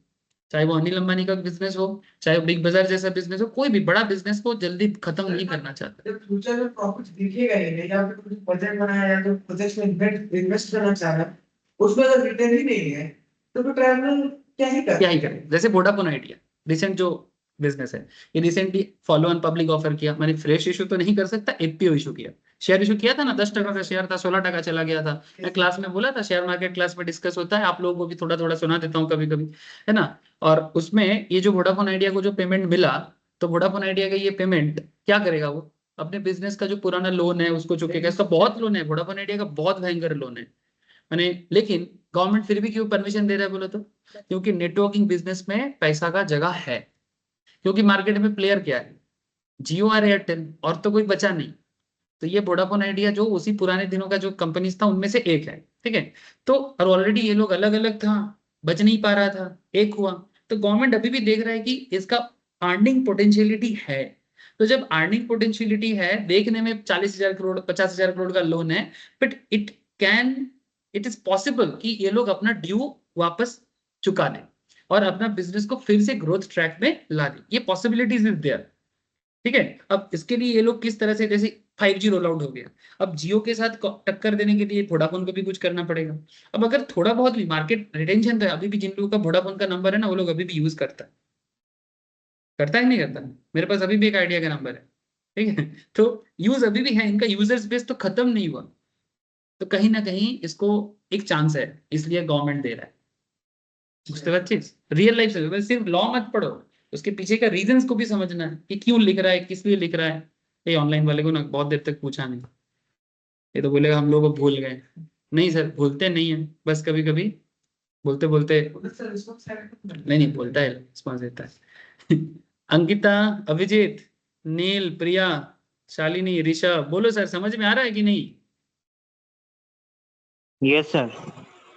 जोर का आवाज आ रहा है, yes sir, thank you sir, समझ में आ गया सर। तो ये है प्रेफरेंस शेयर, यहाँ पर कुछ केस स्टडीज क्वेश्चंस भी दिया है, ठीक है, प्लीज एक बार आप लोग गो थ्रू करिए। नेक्स्ट क्लास कौन सा एग्जाम्पल, चलो पढ़ा दे, ठीक है। पढ़ा देते हैं, इतना रिक्वेस्ट कर रहे हैं पढ़ा देते हैं। गोपाल का बात इग्नोर करना अच्छा नहीं होगा। Bill Homes Furnishers Limited unable to redeem the preference share as they become due. Hence BFL decide to issue further preference share against unredeemed preference shares. ठीक है, मैंने जो रिडीम नहीं हुआ है, holder holding 93% of such unredeemed preference share in value, जो share holder already है वो टोटल अनरिडीम्ड का 93% होल्ड कर रहा है, 7% शायद कंपनी होल्ड कर रहा है। गिव देयर कंसेंट, और उनका कंसेंट वो लोगों ने जो 93% वाले हैं वो अपना कंसेंट दिया। हमें चाहिए कितना कंसेंट, कितना चाहिए 3/4, तो 93 तो 3/4 से ज्यादा होता है ना। Tribunal also ascended to issue of further preference share. Tribunal मैंने कोर्ट ने भी बताया, कंपनी का जो ट्राइब्यूनल मैंने कंपनी लेवल का court. The 18 holders who own remaining 7%, मैंने 18 ऐसे शेयर होल्डर्स हैं जो कंपनी का बाकी 7% होल्ड करता है। जैसे अभी मैं आपको आईडीएफसी बैंक का दिखा रहा था ना, ये बड़े बड़े प्लेयर, हाँ LIC, हाँ कहाँ चला गया, LIC, HDFC bank, HDFC insurance, ये सब बड़े बड़े प्लेयर्स हैं, और ये IDFC बैंक का कम से कम 5 से 7% होल्ड करता है। तो मैंने ये लोग बड़ा प्लेयर है और बड़ा अमाउंट होल्ड करता है, ठीक है। तो ऐसा 18 बंदा जो कंपनी का 7% होल्ड करता है, seek redemption of shares held by them. ये लोग बोल रहे हैं कि नहीं नहीं, हमें पहले पुराना पैसा रिडीम करो, ठीक है। तो in this case, while giving approval under section 55 subsection 3, tribunal shall order the redemption forthwith of share 7% in value held by dissenting 18 shareholders. तो ट्राइब्यूनल बोल सकता है कि 7% को पहले दो, तो बाकी 93% बोला ना कि फर्दर इशू कर सकता है, तो इशू करके जो पैसा मिलेगा 7% का पैसा दिया जाएगा। इन्हीं के चक्कर में ऐसा है। और ऐसा क्यों? क्योंकि कंपनी ऐसे बड़े बड़े प्लेयर्स को वादा करता है कि हम देंगे, अगर बाई चांस नहीं कर पाते ना तो फर्दर जब जरूरत होगा ये लोग नहीं आए।